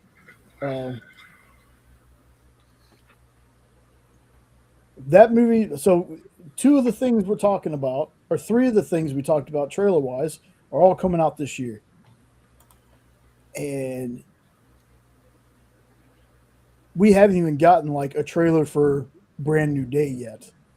I think once that one is one of my most anticipated movies for me, Brand New Day, because after what happened with No Way Home, which again a lot of people it was just nostalgia. No, that's not why I liked the movie. I liked it because it felt like the true origin of this universe of Spider-Man.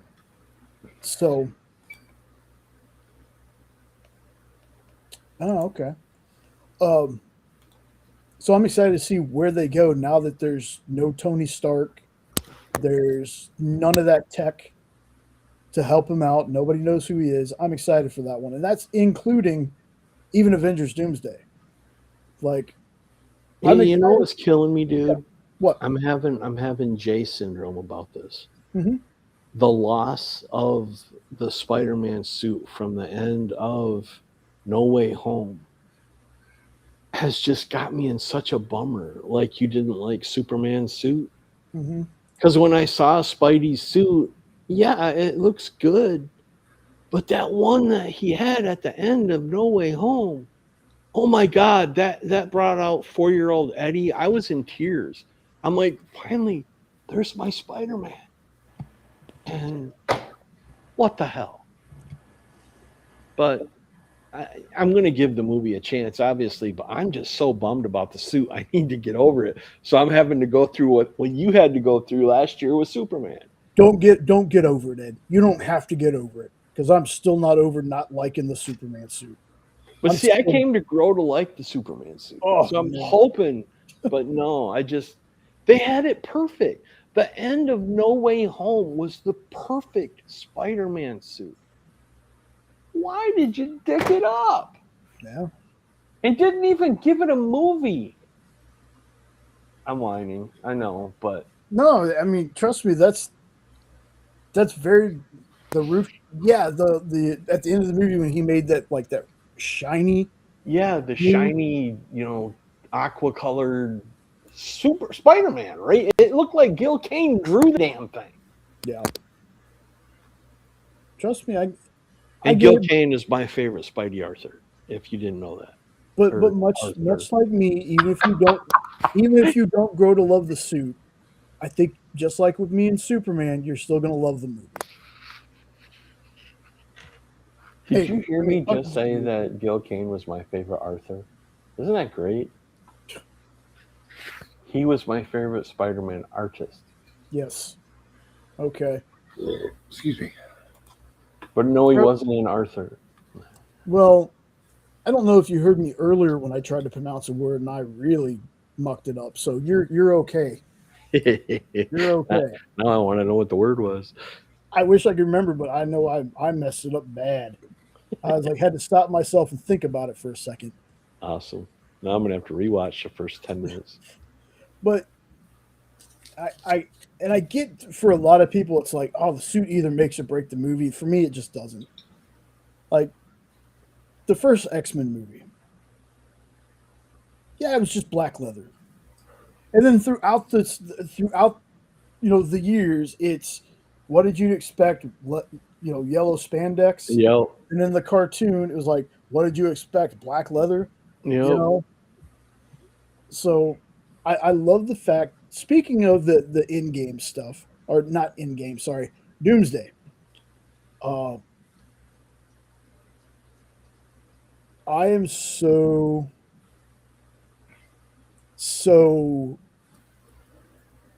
over the moon seeing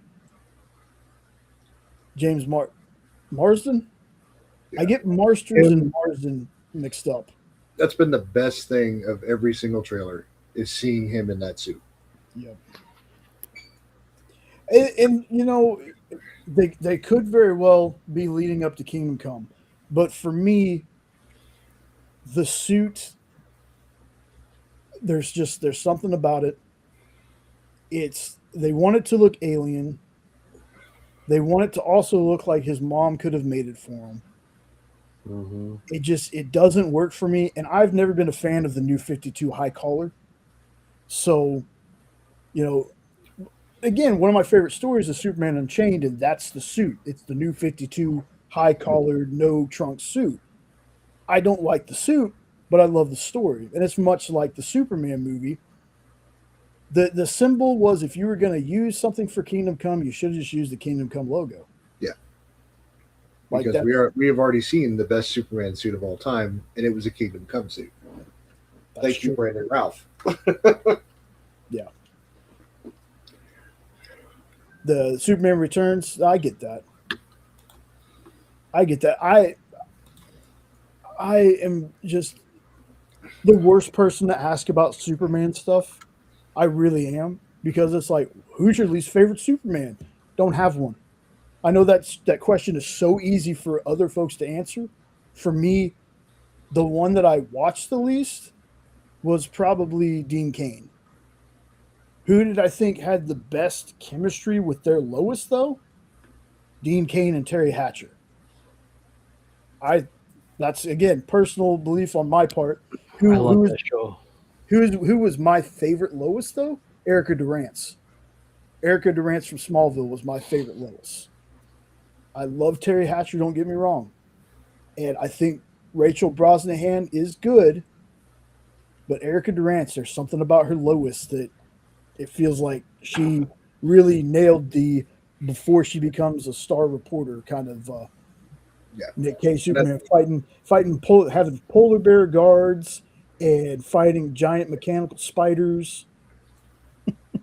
That suit was atrocious. Like if there we go. There we go. Thank you because I got to take it back now. You're absolutely right.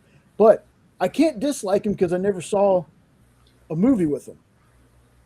So technically, he was Mhm. a 10-second scene in the Flash movie. I'm pretty sure if that movie would have came out, I still would have gotten my biased brain to wrap my head and say it was cool. But then I think about why would Superman need polar bear guards at the fortress? Why in the world with the giant mechanical spider? Why with that suit? Why was his Clark Kent like? I love the long haired Clark in the comics, like the mullet and just the long hair. But Because Tim Burton's insane. must have been, must have been like y'all do yourselves a favor. Oh, I love George gets his own. George and Christopher. Oh, Yeah, thank you, unknown. You just want a spot in my heart for bringing up George. George Reeves and Christopher Reeve, they get their own spot. Like they're on their own level. The two of them are just perfection. Kirk Allen doesn't get a lot of love, but I liked him too. Um, but there's watch The Death of Superman Lives, folks, if you get a chance. It's probably free on YouTube. The Death of Superman Lives? Yes, because the movie was going to be called Superman Lives. The Tim Burton movie. Oh, so it's like a documentary on the Yes. making of the movie? The late great John Schnepp I'll watch that was for behind sure. it. I'll watch that. And my goodness, and look up just some of the photos they have. One of them they have long-haired Nick Cage with the glasses on. He's wearing a blazer with a Mickey Mouse shirt underneath. Both of them look like they're 5 times too big for him. They have one suit that looks organic that has all these tubes and stuff. Like it's wild. Nicolas Cage either elevates a movie to a new level of badassery, or he sinks it like the Titanic, in my opinion, because his oh God, please don't let Ghost Rider. His Ghost Rider movies sucked ass. I couldn't stand him as Ghost Rider. I hated the villain. The whole thing was just stupid. But then he comes out and he's in Kick-Ass. Mhm. And I loved the first 5 seconds of the movie. He's pulling out a gun and shooting his daughter. Yeah. And I just fell in love with the character. Yeah. And it's like he's a love-or-hate in like every movie he's in for me. From what I saw of that Superman movie, I'm pretty sure I wouldn't have liked it. But I can't say for sure without seeing it. I know, and it's wild because I think I'm a big Superman fan. Nick Cage has a son named Kal-El Cage. Nick Cage got his last name from Luke Cage Power Man. This dude's a comic book fan, and more importantly, he's a Superman fan. He had one of the copies of Action Comics #1. It was stolen from him when he had a party. Took him years to get it back, and then I think he sold it for millions upon millions of dollars. Yeah. Like this dude, homie has a son named Kal-El Cage. First of all, that name is so badass. But whoever his wife is deserves a medal for letting him do that. Yeah, like that's so. Oh my goodness, that's so great. That is so great. Did you like anything about him as Ghost Rider though? I did. Did you? Okay. But again, that's going into not knowing a whole hell of a lot about Ghost Rider. Well, see, and I'm the guy. I have every issue of the Cowboy Ghost Rider. Yeah, see, I've been collecting that since I was a kid. And when they switched over to motorcycle, at first I didn't like it, but of course, as a kid, eventually, how do you not like a flaming motorcycle? I fell in love with it, but I could not. I will have to say, I was very upset when Hulu and them decided that they're not working together anymore with Marvel, and they canceled the Robbie Reyes Ghost Rider because he that was guy that guy played canceled? Reyes on Agents of S.H.I.E.L.D. Exactly. I didn't know that got canceled. Yeah, they were fun. Well, they were so. Dude, I watched one called Hellstrom with Jenna. It was only one season. Again, know nothing about the Hellstrom characters from Marvel. Dug the season, but it was already canceled before the first episode even aired. They were supposed to be a Howard the Duck cartoon. There was supposed to be. They put out MODOK. They put out Hip Monkey. But after that, they canceled everything else. So are they gonna bring Johnny Blaze into the MCU then, or are they not gonna have Ghost Rider? Who knows? Who knows? Man, I'm still waiting for Nova. I know Nova's eventually coming. I'm still waiting for Beta Ray Bill, the better Thor. We got to see his face in Thor Ragnarok on the side of a building. That was it. Give me Beta Ray Bill, you freaking cowards. I want Beta Ray Bill. I want a good Ghost Rider. The one thing I will say about the first one was I did like the casting for Mephistopheles, but he wasn't in it. It was his son, and the casting for his son was terrible. What is that guy's name? Like I can never remember. Sean knows him from. I know him from the frickin' movie where the Satan worshippers chased him in a mobile home. Wes Bentley. That's his name. Oh Wes yeah, Yellowstone. Yeah. Yes. Yeah. No, I got you. Like Wes Bentley is so underappreciated. What is it? Eva Mendes? Exactly, Goo. Exactly. Yeah. Was it Peter Fonda? That was Mustafa. Yes, Peter Fonda. That's what I'm thinking of. Wes Bentley's the guy I didn't like. Yeah, Wes Bentley was the picture. You hit it on the head for me. You're going to make Stormbreaker. That makes that continuity with that. Well, it irks me sometimes. It irks me sometimes. But sometimes you also have to remember, though, that making a theatrical version of Thor that looks like that, how would you even? dude, some of the stuff that they've done in the other movies that look good. Yep. I'd like to see an animated Beta Ray or something, but Marvel does terrible animated. That's why I'd rather get him in live action. What they I did just with don't Groot, even know what you would do with that. oh, they'd find something. Come on, they'd find Especially something. with them already having Ragnarok happening. How would you get to him? Oh, if you say multiverse, I'm gonna puke. But that would be their answer. He's an alien. Yeah, I know. Like they're all aliens. I was just gonna say, it's so Thor. Which I'm about to say something that's probably might have some people after me. Okay, Let's do it. Come on. so Dan has said that there was that thing about what was it, Amazons and the Greek gods actually being Kryptonian, and how everybody thought that was stupid. And I can agree with that. Yeah. But on the flip side, in Marvel, their gods are aliens. Odin is an alien. Thor is an alien. But they don't really refer to them as gods. They say, because if you even remember, Captain America in the very first adventure says, there's only one God, ma'am, and I'm pretty sure you don't dress like that. So they played the God part down to where they are aliens to make it more playable. Right, but anybody who knows the names of those people, those gods, they know. So in that universe, the gods are aliens. Yeah. Just as dumb to me. That's just as dumb as making the Amazons Kryptonian, to me. Really? It's a DC versus Marvel thing that I never understand. How Marvel can do kind of the same thing that DC does movie-wise, but DC gets the crap for it. Because Marvel makes it work and DC throws it together.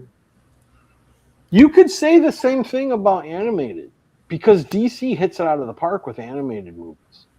Oh, and yeah. Marvel has no idea what the hell they're doing when they try to make an animated movie. No.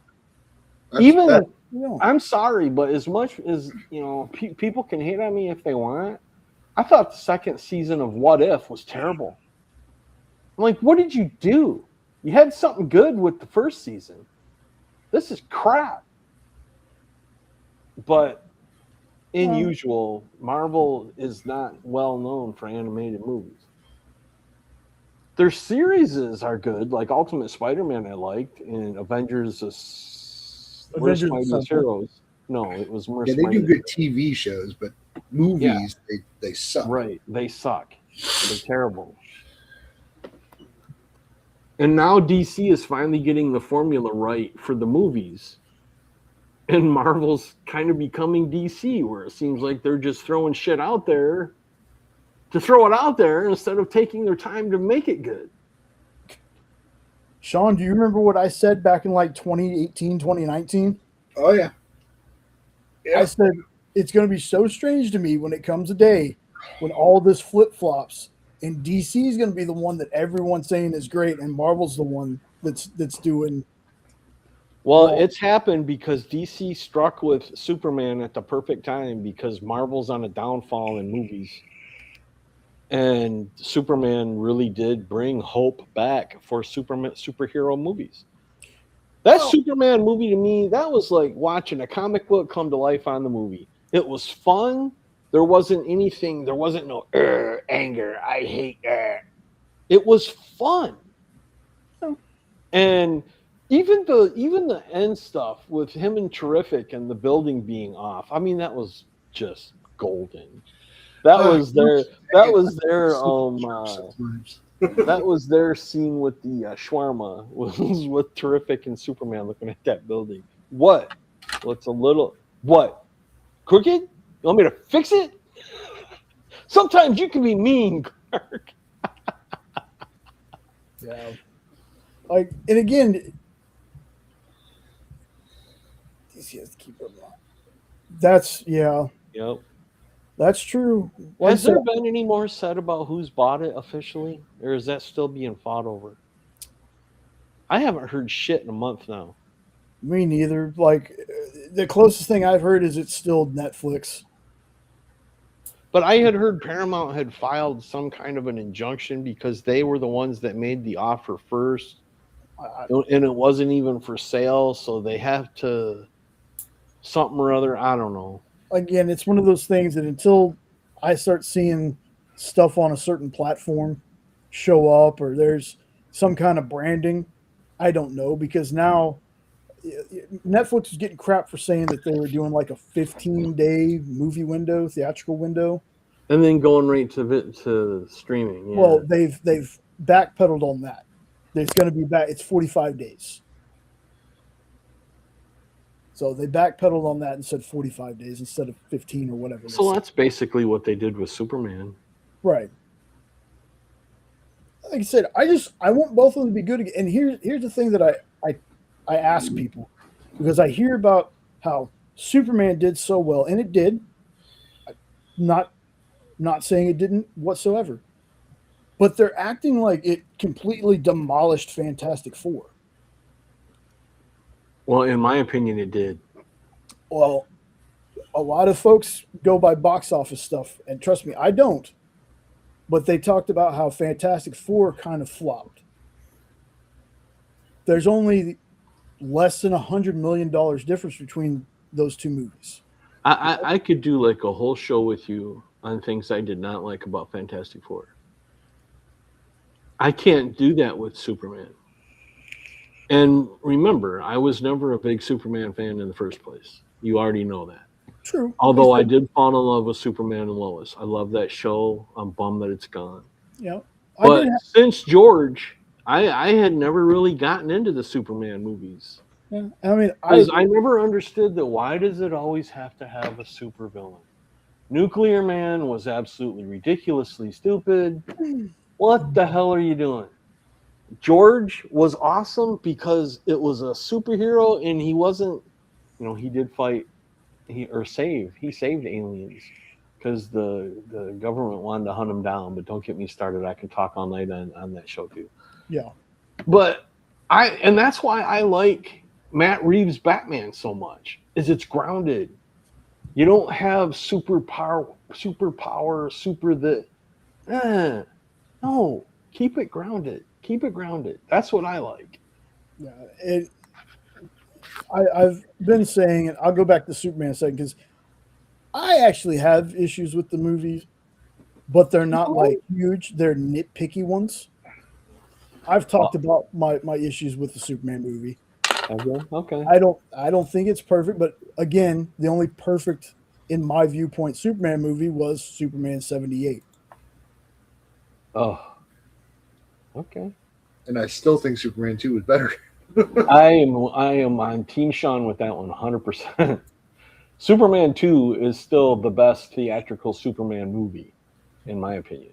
Well, it's like Spider-Man 2. I mean, Spider-Man 1 was great, but Spider-Man 2 is kind of... Dude, they hit a home run through nothing but net goal hole in one with that one. Past the blue line. Exactly. Hey, what's up, Lorena? Good to see you. Hey, Lorena. Lurkin's okay. Lurkin Lorena. What was I saying? So we were talking about Superman. Oh my God. Once again, I lost my fucking train of thought. Oh, I'm sorry, man. No, it's okay. That's not you. Things you didn't like about Superman. Yeah. You said you had stuff about the movie you didn't like. Yeah, it's stuff about the movie I didn't like, but there was something else I wanted to talk about. Oh, sorry. No, you're good. Like, again, it's... You want me to rewind 3 minutes? Oh, no. Here we go. It was. I was going with the box office stuff. Oh, okay. And the way that people are... I get people didn't like Zack Snyder. I've said that before. It's fine. You didn't like him. I like those movies, whatever. But the fact that some folks are acting just like they say the Zack Snyder fans were acting about this movie, it's weird. Because they talk about how it demolished Fantastic Four. Well, again, I've said that maybe $100 million box office between the two movies. if we're going by box office, Yes, Goo, yes. then the movie about dinosaurs that pretty much nobody except for kids liked crushed everything. Movie about dinosaurs. Jurassic Park. Oh, well, Crushed. he said kids. I'm thinking of those stupid stuffed Yeah, because dinosaurs kids- from the 90s. Because Yeah. kids were the only ones that really gave a shit about Jurassic Park. Every adult said it sucked. Oh, okay. Yeah. I lost interest in Jurassic Park after the second one when they tried to totally rip off King Kong. Yes. I I lost- want Bizarro too. I want them to semi-retcon Ultraman, because that was not Ultraman, if we're going to go with something I didn't really care for in the movie. I don't Ultraman want is, anything named Ultraman unless he fights kaijus and has to click a beta capsule to turn into Ultraman. because it's a perfect way to introduce the crime syndicate with Ultraman, Owlman, Johnny Quick, Power Woman, Power Ring, all Do you those think guys. we're done with that Ultraman dude, or do you think he's going to come back as Bizarro? I'd really like your thoughts on that. I don't know if we've talked about it or not. They might, but then again, it's one of those things where my comic brain has to just let it go, because that's not. Well, they could also do a Bizarro with the Elseworld stuff if DC starts diving into the multiverse crap too, because really that's what Bizarro is he comes from the Bizarro universe. I got it. We were talking about Batman. We Thank were? you. That same thing. Yes, you talk about it being grounded. Oh, yes. What's up, kiddo? Yeah, I'd rather have a fresh Bizarro story as well. Batman, I've been saying it forever. They flaunt. We talk about how Batman has the best rogues gallery ever. We use the same 4 villains, Every maybe, damn maybe 5 or 6 in everywhere. every movie. Every movie. Yep. In every movie. Yep.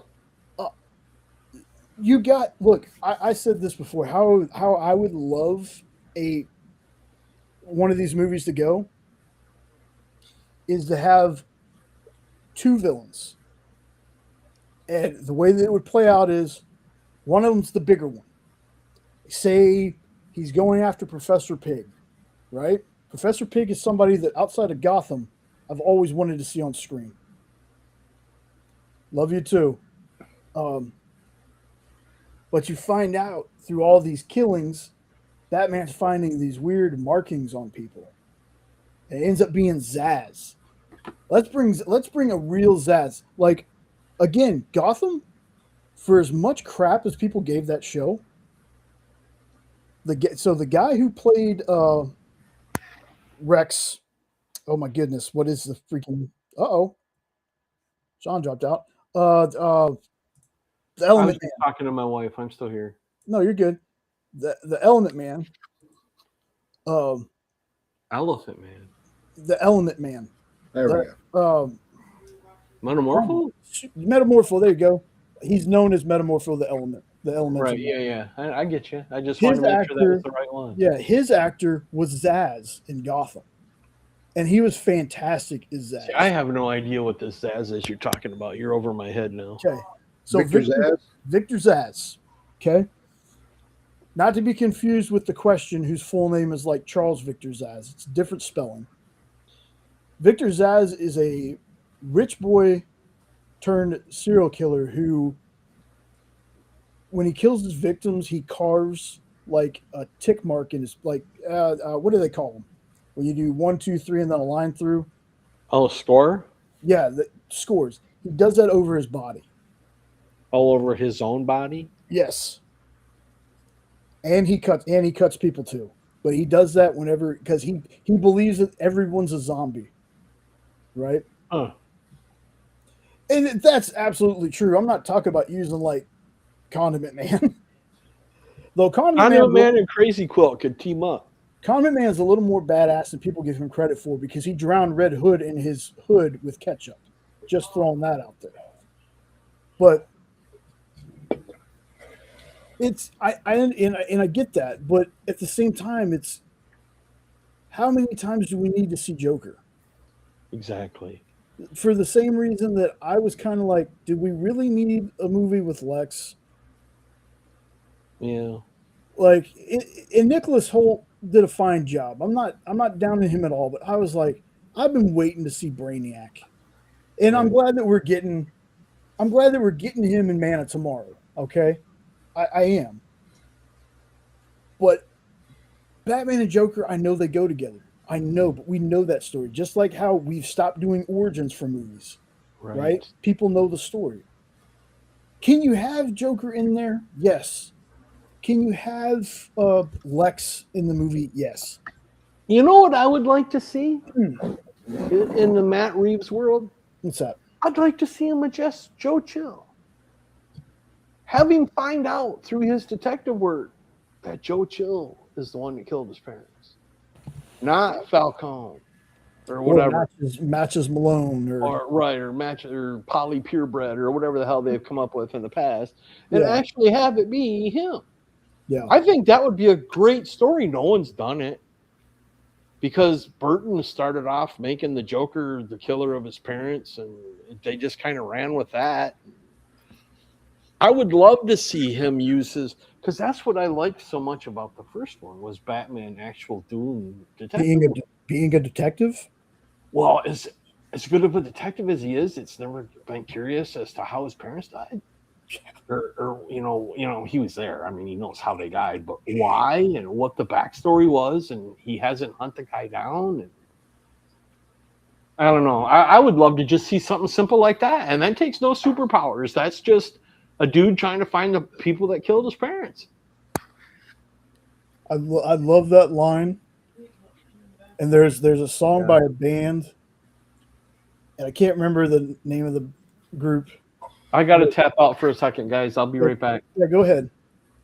And they have a song called "Pale Moonlight," and it has that line in there. And I can't remember the freaking band's name, but I love that line. That's one of my favorite lines from that movie. But again, we can have Joker, we can have the main guys, but I'd like for them to eventually start incorporating, again, boast all the time that Batman has one of the biggest and baddest rogues galleries out there, but we hardly ever see anybody outside of the main 5 or 6. Like, and it doesn't matter what I say, folks. You know that Hollywood's going to do what they're going to do. If they decide, hey, you know what, we're going to put Mr. Freeze in this one, they're going to. That's just it's whatever they decide to do. So, Excuse me. any thoughts, Sean? No, I'm just sitting over here because I feel bad for y'all because I got my perfect Daredevil. So Eddie's just like, I just want a goddamn Ghost Rider, like, and I've got my Daredevil over here. Sure. Well, I mean, technically, I have my Superman, so I don't I have to worry about it. Well, and that's another thing too. I think people in suits, even though they're the money, I don't think they should be making the artistic decisions. I think that's why we have so many problems with some of these movies. There are some good movies in the worst superhero movies you've seen that 9 times out of 10 an executive is like, well, what if we do this?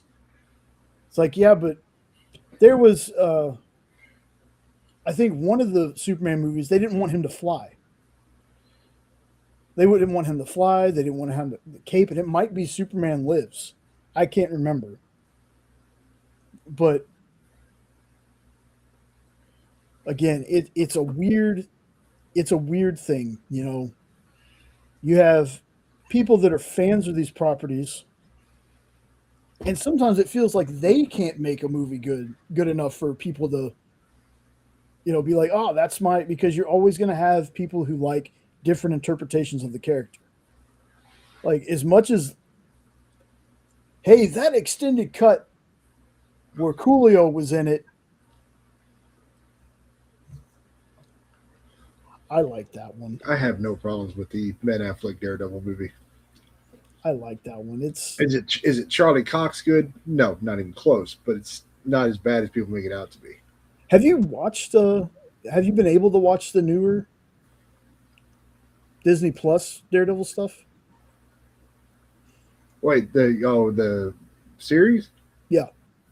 Daredevil Reborn? Yeah, Oh, okay. yeah. And like you can kind of tell it's a little disjointed for one episode because they kind of scrapped a lot of stuff and then they were going to do they were going to do the whole thing at one time and then they decided to split in half. And then there's one episode where it kind of felt off where they're in the bank. Yeah. And I won't go into too much detail with that in case folks haven't watched it. That felt like it was just there to introduce a character, to be like, hey, look, it is connected. It kind of felt like that a little bit. But overall, I liked it. We know one or two people that didn't like it. Oh yeah. And they didn't like it because the way that it ends, because it's kind of abruptly. I'm back. What are we talking about? Hold on, just say. Let me. And see, that's 100% correct. I think there are too, but I think a lot of times people are too scared to try anything new.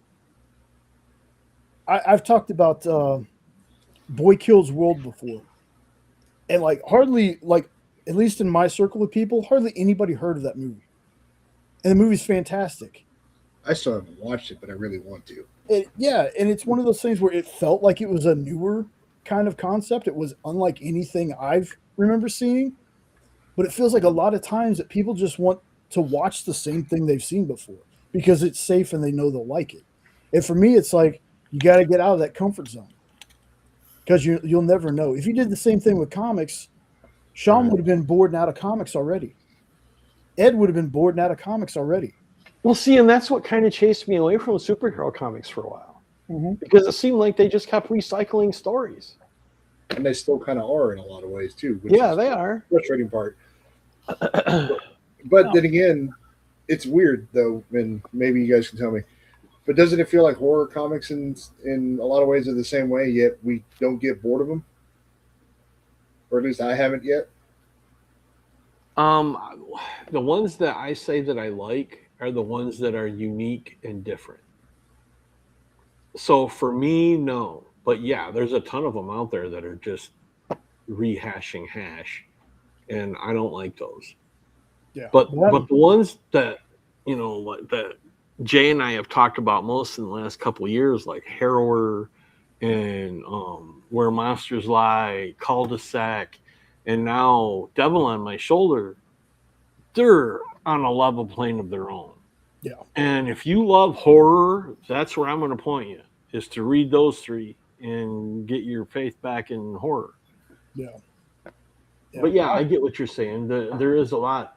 The stupid world of the Conjuring House has just gotten ridiculously overplayed, stupid, to the point where I almost hope they do make the Annabelle comic something funny and mocking it.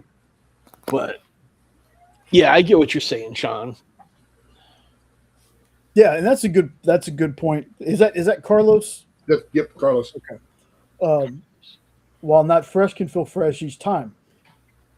I got to agree with that as well. But again, going back to Goo Goo, I 100% agree with you on that, and I've said that before. I've said, everybody says they want something new until something new comes out, and then it doesn't do well.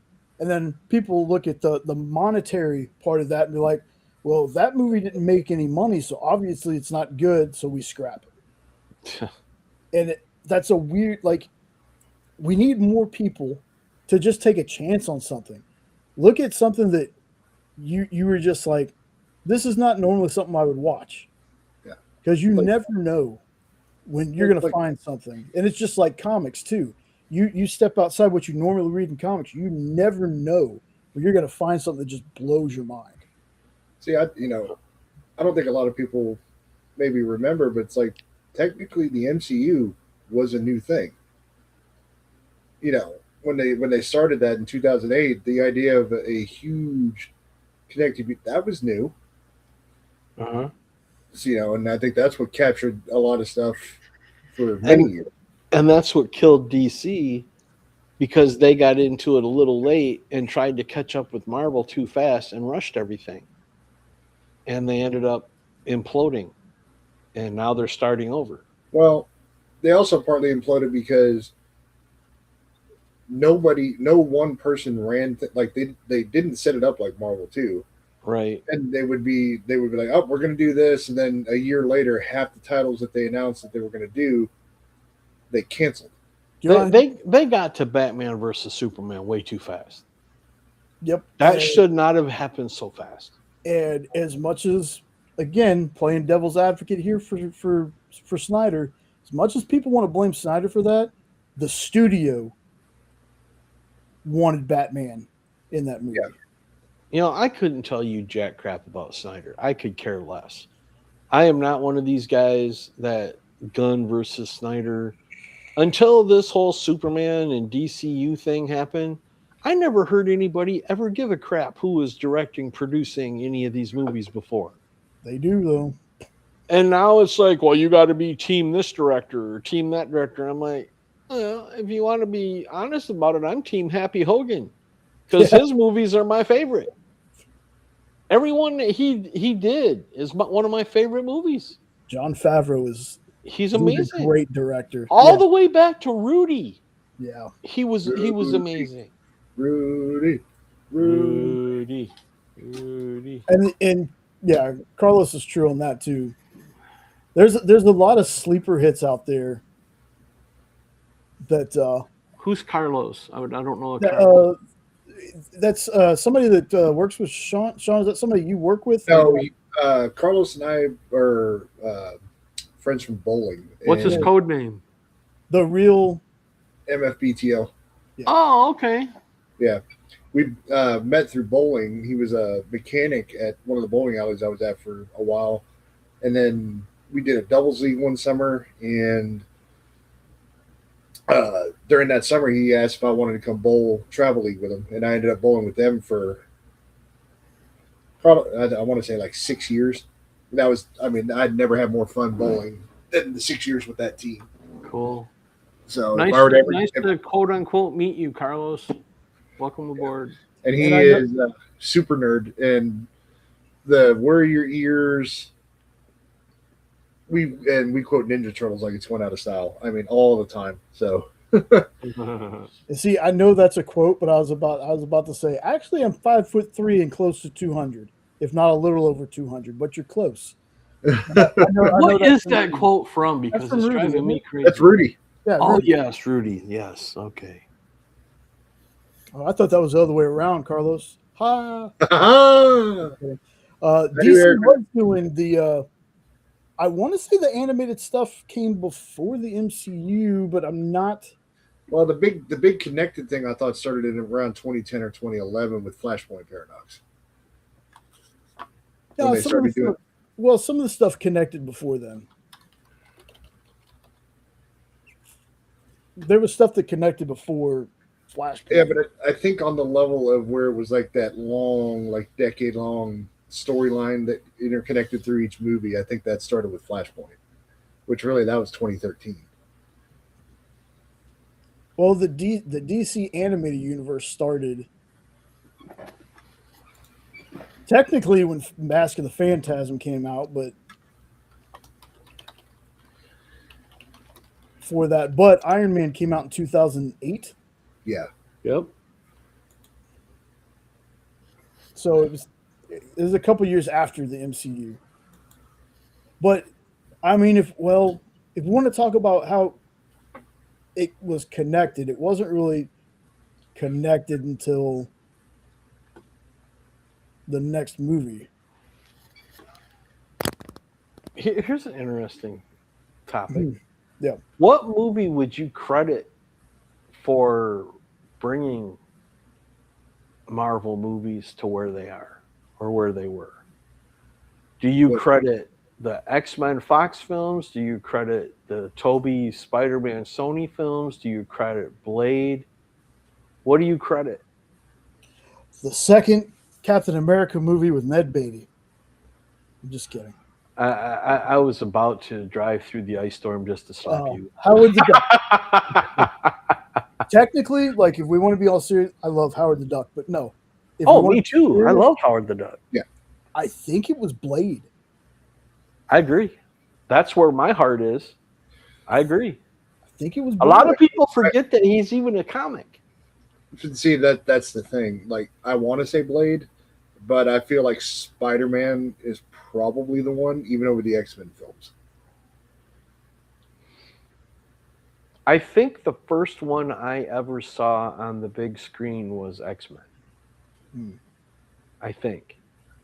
So for me, that one kind of got the ball rolling, but I had rented Blade and owned Blade and loved Blade, and I don't give a shit what Robbie says. There are 3 fucking Blade movies, and I like the third one. I said it. I'm But not. anyways, Third one fun. I never saw any of the Blades, any of the Tobey Maguire movies, or any of the X-Men films in theaters. I watched them all at home. oh wow. See, now I never saw any of the Blade movies in theaters, but I saw all the X-Men and all the Maguire and all the Garfields in the theater. And then it became like a yearly thing once the MCU got going, is for Free Comic Book Day. I would take my wife and daughter to the movie to watch the Marvel movie that came out that day, and then we'd go to Free Comic Book Day and get comics and drinks. Yep. And now they don't do that anymore, and I think they should go back to doing that. Yes, and it does kind of had Deadpool, except he's Hannibal King in that one, which means that Ryan Reynolds has now played three different comic book characters. I think he's actually done more. He's been Hannibal King, Deadpool, Hal Jordan. Wasn't he Deadpool in the one Wolverine movie? Well, he was. He just had his mouth sewn shut. Oh, They yeah. called him the Deathpool, though, right? Didn't they? No, he was Weapon X. Weapon X. But technically, wouldn't that have been Deadpool? yeah. I don't know. Sorry, I don't mean Kind to of. tangent. Barack I don't mean to Okay. tangent away. All right, I got the list of most of what he's been. Okay. You can, the very last one on here you can maybe debate on. So he's been Hannibal King, Wade Wilson, Weapon X, Deadpool, Hal Jordan, Nick Walker in R.I.P.D., That's right. Wade Wilson, of course, in Deadpool, and Kane Marco Juggernaut because he voiced him. Yeah. I'm gonna rip you in half now. What a very Juggernaut thing to say. Kel What does Rep- he have that I don't? Okay, Don't Hero. you say legs? Who was Juggernaut? So Ryan Reynolds. so Juggernaut was voiced by Ryan Oh, Reynolds, voiced for but like it was a cartoon. it was the director David something, David Leitch, I can't remember the guy's name, but the director of Deadpool 2 was like the facial part. Oh, so you are talking about the movie with the guy with the helmet. I'm gonna His voice was Ryan Reynolds, but Dude, Ryan Reynolds does like his voice work. If you ever seen the movie, I didn't realize that wasn't that dude's voice. yeah, if you've ever seen the movie The Voices with Ryan Reynolds, which is very underrated and not a lot of people have seen it, he does a lot of voices in that one. He's like kind of a crazy person. Like a go figure. schizophrenic type thing. Yeah.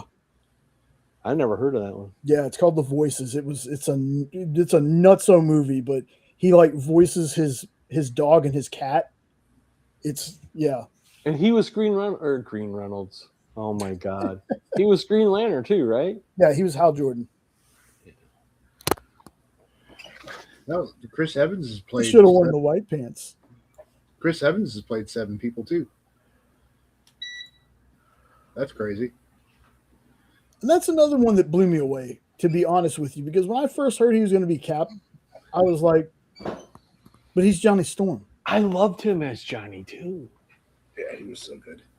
Where? But I do like how they played the character Johnny better in the new one, where Johnny was smart and intelligent and calculating, and not just a womanizing, show my naked ass somewhere. Yeah. Yep. No, I agree. Because, and that was the one part. If you were to go back now and nitpick those movies, like you made him look like a buffoon. It's like the guy doesn't pilot a space shuttle by Right. being an idiot, Right. and stuff like that. So it's like you are smart. Not another teen movie. Joseph Quinn was I thought he was him and Sue. Sue made the movie. Didn't Chris Evans play a bad guy Scott Pilgrim. to the guy that was in the Notebook, but was the hero? I can't think of his name. Who was the guy? Ryan Gosling. Yes. Didn't I thought I saw a movie where Chris Evans was the bad guy and Gosling was like this James Bond type dude trying to hunt him down. And it was actually a good movie. I gotta look it up. Like the only movie I can think about like that is Driver. Driver? Or maybe The Gray Man. That doesn't ring a bell. I am almost positive Chris Evans was the bad guy, and it was so weird seeing him as the bad guy. Yeah, that's right. His that Avengers Assemble. Was he the bad guy in Red One? No, he was No, a part. he was the hero in Red One. Fall Guy? There's a movie called Knives Out where he was the great Jay. You also called him the Gray Man. Mm-hmm. There's another one. There's one called Sid. Or in London, it's he played Sid in a movie called London. Ransom Drysdale. He played Knives Out. At least, sorry, I'm googling as everybody's asking questions. Fall Guy. Yeah, I'm looking too. I thought the bad guy in that one was Aaron Taylor Johnson. Do you know not many people know that the Fall Guy movie, they didn't know that Lee Majors had a TV show, Oh, you've got to The be Fall kidding. Guy? I'm not surprised because that wasn't that great a show. Oh, I love that show. I love the Fall Guy. Yeah, didn't like that show. Didn't like the $1 Million Man Oh, one. I can give you 2 really good reasons to like that show without even thinking about it. Because my dad also had a truck very similar to the truck the stuntman had that Lee Majors See, had. and that was maybe the cool part of the show was the truck. That's just like Simon and Simon. The one Simon brother had that badass Dodge truck. Bro, I love Simon and Simon. That's the hardest hitting freaking theme song to an 80s show ever. Right. I love 80s theme show. Yeah, I mean, Magnum PI had a great intro.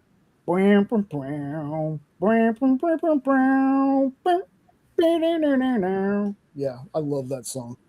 Chris Evans was in Snowpiercer, which I didn't know Snowpiercer was a comic, but apparently it is. Yeah, Fall Guy, I think the bad guy in that one was Aaron Taylor Johnson in the movie. And Ryan Gosling was in it. Bro, I don't know too many movies where Chris Evans is the bad guy. I think it was called The Gray Man. I might have to go back and watch The Fall Guy because it's been a while. I think it was called The Gray Man. And see, Or else I'm way out in left field.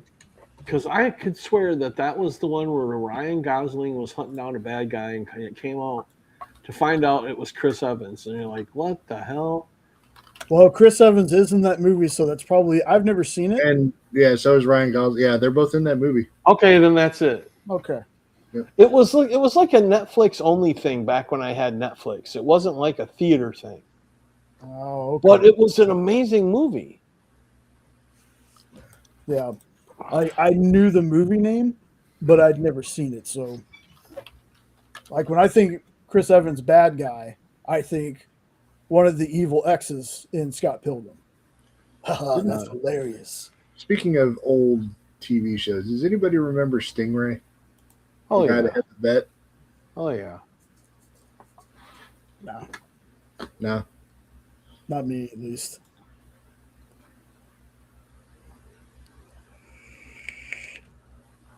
Well,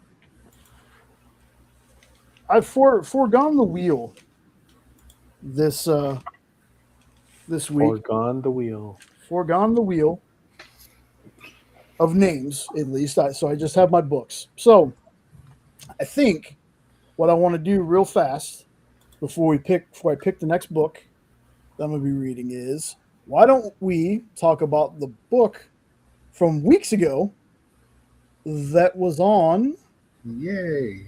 Carl.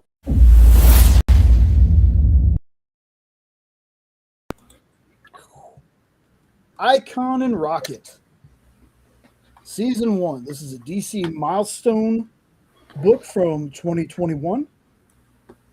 So, Were we supposed to read this for homework? no, Oh, the okay. list books are always optional. You don't have to read them. These are just for me. Oh, this was your list book for the week. Yes. Okay. They're always optional. If there's any time you guys want to read any of the list book and talk about it with me, feel free to, but nobody ever has to. So, Icon and Rocket. I have been wanting to read more Dakotaverse milestone stuff because I like some of the characters. Icon being a big one. So this was written by Reginald Hudlin, penciled by Doug Braithwaite, inked by Scott Hanna and Andrew Curie, and colored by Brad Anderson. And I'll read you what they put for the synopsis, then I'll read you my notes. Long ago, the stranded alien known as Arnis gave up hope of returning to his home planet. Tragically, he'd also realized that his adopted home of Earth was beyond saving. Content to waste away his long life in a human guise, Arnis was past caring, until the day a young woman named Raquel Irvin crashed into his life. She soon convinced him to put his incredible power to work again as a heroic icon, and to transform her into his sidekick, Rocket. But an innocent question on Rocket's part, why can't we do something about the drugs on my corner, quickly set a chain of events in motion, leading to the pair becoming the most hunted beings on Earth. And they're not just being pursued, by Earthlings either. So that's the synopsis that they give you. Here's my notes. It's pretty close. So we begin this journey on a spaceship, being sabotaged by a shapeshifter, while a race of aliens are in hibernation. All but one, that is. And this one decides he's going to try to stop the saboteur, but he's too late and it fails. He can only save himself, so he takes an escape pod and travels to Earth, landing in 1843 Georgia, where he's discovered by husband and wife slaves. The alien himself shifts into a baby. And this part to me feels very like Abin Sur-ish, Superman-ish to me, which is funny because there's a character in this called the Manhunter from Mars, who apparently his job is to track down and kill aliens. And in this universe, he happens to go to Kansas in the 1930s to take care of the last Kryptonian. Just throwing that out there. So in this universe, there's no Big Blue Boy Scout because of this other alien. So the couple end up adopting the baby, and the book eventually goes from the 1843 to Dakota City 1 month ago. And we see Raquel Irvin and her friends about to break into this house, a house that belongs to that very same alien, now going by the name of Augustus Freeman. So when I say that, what I mean is he was named Augustus Freeman. But while they're looking through the house, they notice that even though the pictures are in different eras, it feels like the same guys in every one. Well, what Icon does is he basically pretends to be his own father or grandfather. So I think this version of him is actually like Augustus Freeman the Fourth or something like that. But they break in, and they run into Icon, and that's where I'm going to leave this one. This was such a fire book to me that I was only going to read the first issue for the show, and I read all 6. I thought this was a fantastic story. The power set is kind of similar to Superman with some added bonuses. We get a kind of cameo from another well-known Dakotaverse character. The alien that hunts him, the Manhunter from Mars, is a very cool concept. Reminds me kind of Men in Black, though, because of the kind of alien he looks like. And what's really fun about this is a long time ago, probably last year, I did a fan cast for if they did a live action of this, and I had Winston Duke for Icon, and then I had Kiersey Clemens for Rocket. Again, this is a character that, for whatever reason, I've heard of him before. I know the Dakotaverse stuff. I have not read a ton of it outside of like Static Shock. I've read a little bit of that. The Dakotaverse stuff was mainly done by Dwayne McDuffie, and sadly, Dwayne McDuffie has passed. He's been gone for a while. A weird little side story to that is, if you know who Key and Peele are, Keegan Michael Key, found out, I think years after Dwayne McDuffie's death, that because Keegan Michael Key is adopted, that he and Dwayne McDuffie were either half brothers or brothers. So kind of sad, kind of a weird bit of trivia that I know, but I found that kind of interesting. But yeah, y'all, this is again, this is from like 2021, so it's newish, but I thought this was fantastic. I'm going to see if I can find more of not only this, but some of the other Milestone Dakotaverse characters. So, if give it a shot. You're looking for something different from DC. This is definitely different. But I really enjoyed it. Rocket's powers are basically that she's given a belt. It's kind of like some kind of tech from Icon. That if you remember the villain Sebastian Shaw from X-Men First Class, how when he gets hit, or even the Black Panther suit from the Black Panther movie, how it basically takes like kinetic energy, and then they can put it back out there. That's kind of what she does, except she can also fly. So I thought the belts and everything, I thought that part of the character was cool. So this is a super fun book. I was not expecting to read the whole thing. What I plan to do with my read a comic a day thing is list books don't count until after I've done them on the show. So like Firepower can end up on my list of books that I'm reading throughout the year. But I don't want to do, well, I read the whole thing, but this doesn't go on my list of books I've read throughout the year. So as long as it's after we've shown them on the show, then I can add them to my list. So I'm doing this outside reading on top of the list books that we're doing. So I'm reading a lot of stuff, and this is a great way to help get through list of comics that I'm trying to get through, ones that I've been waiting too long to try to get through. So again, got that. Yes.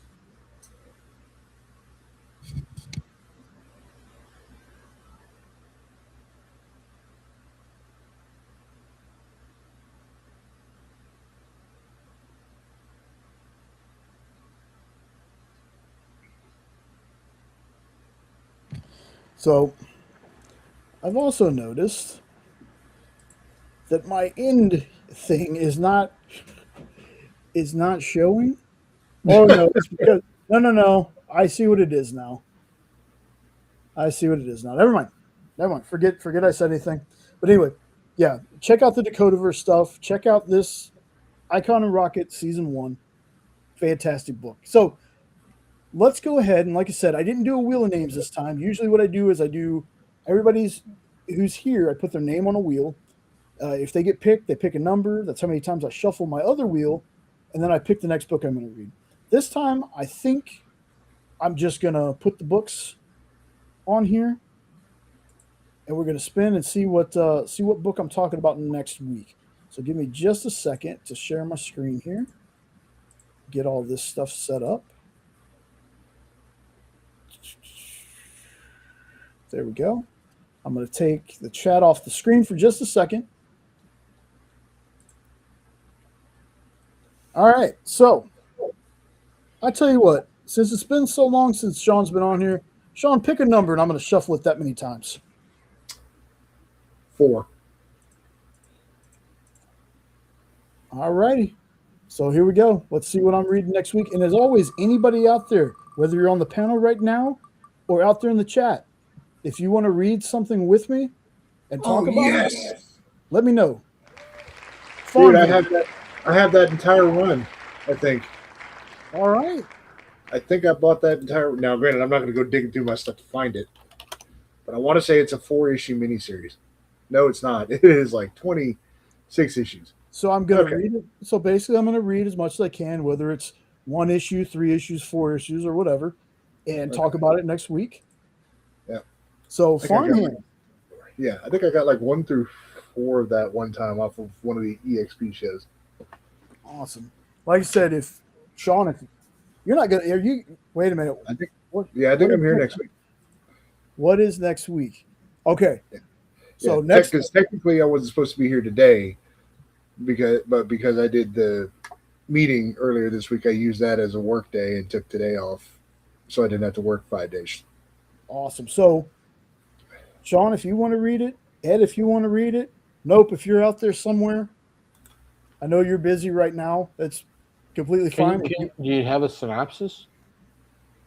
I can pull one up real fast. All right. Jedediah Jenkins is a farmer, but his cash crop isn't corn or soy. Jed grows fast-healing, plug-and-play human organs. Lose a finger, need a new life, or need a new liver, he's got you covered. Unfortunately, strange produce isn't the only thing Jed's got buried. Deep in the soil of Jenkins' family farm, something dark has taken root, and it's beginning to bloom. Ooh. From Rob Guillory, Eisner-winning co-creator and artist of Image Comics Chew, comes a new dark comedy about science gone sinister and agriculture gone apocalyptic. Nature is a mother. I think I'd be down with that. Yeah. Rob Guillory, Chew is so awesome. I love Chew. Oh, Chew is awesome. Both of them. Yeah. So, folks out there, one more time, it's Farmhand. If you want to read it and discuss it with me next week, just like the folks on the panel, if you want to read it and we'll have just not me blabbing about a book, by all means. Like these are optional until we do a review show. These list books are optional, but the more the merrier in my opinion on that. Yeah, for sure. For sure. Let me take this because don't. Have you heard from No? He messaged me earlier. He said they're going to be a little late because they started watching Stranger Things today. So and I think they're on the finale. So yeah. Fair. He's excused. Yeah. Then again, he's Nope. He's always excused. Yeah. The dude gave me a Daredevil LED sign. He is forever excused. Damn. I still haven't got to see yours. You haven't seen my Daredevil thing? No. It's my profile picture on Facebook. Oh, okay. Well, I don't go on Facebook, so. Oh, well, that's fair. Well, if you're talking about messages, those things are kind of really small. Yeah, that's true. Yeah, no, dude, it's so dope. But the first night I got it, I think I sat there for a little while in my room with nothing on but that light. It's a chill vibe. It's so cool. Nice. All right, so before I go any farther, I'm going to find a way to do this wheel to where I can incorporate the folks out there. But so far, let me tell you what's left on this. I do have a winner's choice kind of spin on here. What I have left on this wheel that I'll be adding more of once it's finished, I got Watchmen, Incorruptible, Irredeemable, Batman the Long Halloween, Something is Killing the Children, Paper Girls, East of West, and Basket Full of Heads Left. Alrighty. I don't remember. I think this will make book number 10 or 11 that I've read for the show. So I've gone through a good sized chunk of my list that I was putting on here. So really I excited. really think you're gonna love Long Halloween. Oh, I can't wait. I can't wait to get to it. That and Paper Girls. I'm telling you, Paper Girls is going to come up soon. Yeah, but I don't know if you'll like that one as much as I did. It's raining ice outside. I'm so cold. We'll sit down for a little bit. So, yeah. That is kind of everything I had planned for the night. Folks out there, also make sure, do me a favor, if you have not yet, as soon as I get to it, make sure that you're subbed up to our buddies, our sister channel, Weirdos Podcast. That's Ed and Nope. Bunch of weirdos. Yeah. They have been with us on these hangouts for I don't know how long now, Pretty much almost the beginning. And before they were Weirdopes, I had them on here. I started doing your show with you last December. Yeah. When I was on my Christmas break. And I God. think I've pretty much been on just about every week other than if I was in the hospital or sick or something. Yeah. Yep. And then I think Nope's joined us in like February or March when Reacher was coming out or something. Or Yep. yeah, it's been fun. A lot of fun. And if it wasn't for you, we wouldn't have a channel. Oh, that feels great. Because you know, going around sharing it with 8,000 people and don't even have it made yet. Oh, That's what you get for telling Jay something. He's like, dude, don't say anything yet. No. I was The sure. one thing that's on a bummer is we're trending down, but I got to quit looking at the numbers. We've lost two subs. I was hoping to be at 160 for the new year, and we went from 158 to 157. It's like I look at it like this, man, and like I didn't know if you could hear at the beginning of the show. Part of why I don't do reviews as much anymore is because I felt like I had to read to review instead of just reading, you know. And then when the book really spoke to me, just talk about it and stuff like that, you know. That's fair. I think I forgot that the channel is supposed to be fun. It is, and Goo, real fast, John. Don't mean to cut you off, but Goo, thank you for being here. Like, you're welcome. You're welcome on this channel anytime you want. If there's ever a time you actually want to come on, get a hold of me. I'll send you a link. We'll have you on the show if you want to. Like that. That's an open invite to folks that join our chats. If you ever want to be on the show with us, that's what the show's about to me. It's not only having the interaction with y'all in the chat, but if y'all are comic fans and got something you want to talk about, as long as it's, you know, comic and pop culture related, you're more than welcome to come on. So I appreciate you being here, boss. It means a lot that people show up and watch this stuff. Yeah, the shenanigans we do here. Like, I really do appreciate it. We are 10 subs away from 700. I never thought we would ever get close to that number, if I'm being honest. So guys, what's really funny is we started this on Instagram with just pictures with just 5 people, and 3 of them being us, ourselves. Yeah. And then, like, we've just grown to where we are now is just crazy in my mind. Yeah. I do kind of miss those weekly themed posts that we did with the pictures, because you did some dope stuff with some of those photos and the themes. Because it used to be a comic and then either pops and statues related to it or something like that, right? Yeah. Yep. Or a movie with the pops and statues, or Yep. Or and you then remember when we first started doing videos and Instagram literally had to be 59 seconds. If you go back and you rewatch some of those like reels and shorts that we did, you're gonna be like, oh my gosh, people talk that fast? And you're gonna wonder how many times did we have to record these to try and make it under that 59 seconds. we used to sit there with a camera, 3 talking points written on a piece of paper, taped to the bottom of the camera. Yep. And read. The best one ever is Jenna with the Flash. Yeah. I always thought it was my Cinderella serial killer. Well, what I mean, I don't mean by numbers. I'm talking about because the Flash fell over and did that noise you make because you're like, ah! Oh, Cisco. Cisco kept falling over. Yeah, no, Serial Killer Cinderella is is probably our best OG video, period.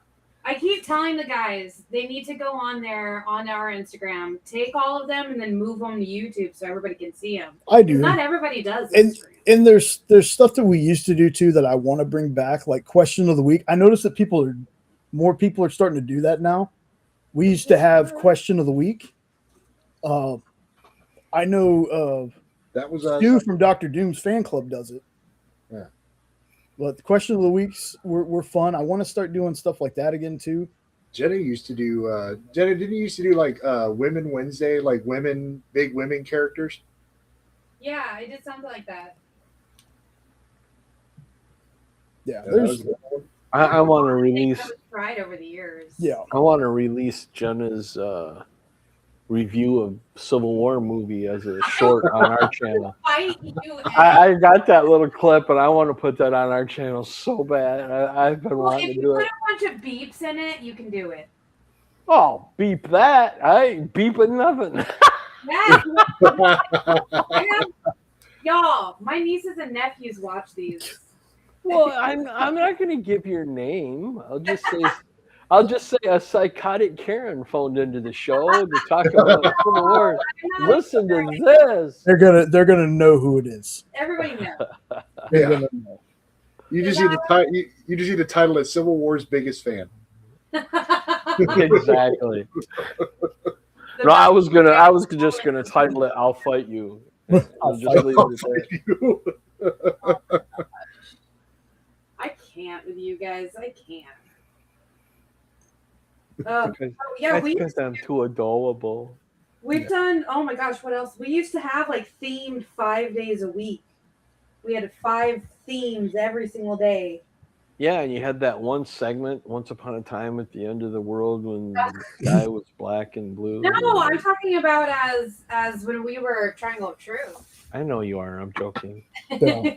He just wants you to say it again. I don't even remember the title of that book. I don't either. I remember it being good. Just having an anime style title and manga style title who would. Yeah, it did. And every book had another title to it. Every issue had like Once Upon a Time at the End of the World, and then each issue, instead of having an issue number, had another title to it, and that's what like made it run on. Then I got her to say it 5 times in one show.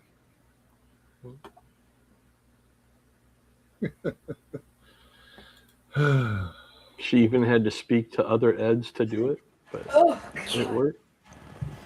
Yeah. That was so much fun.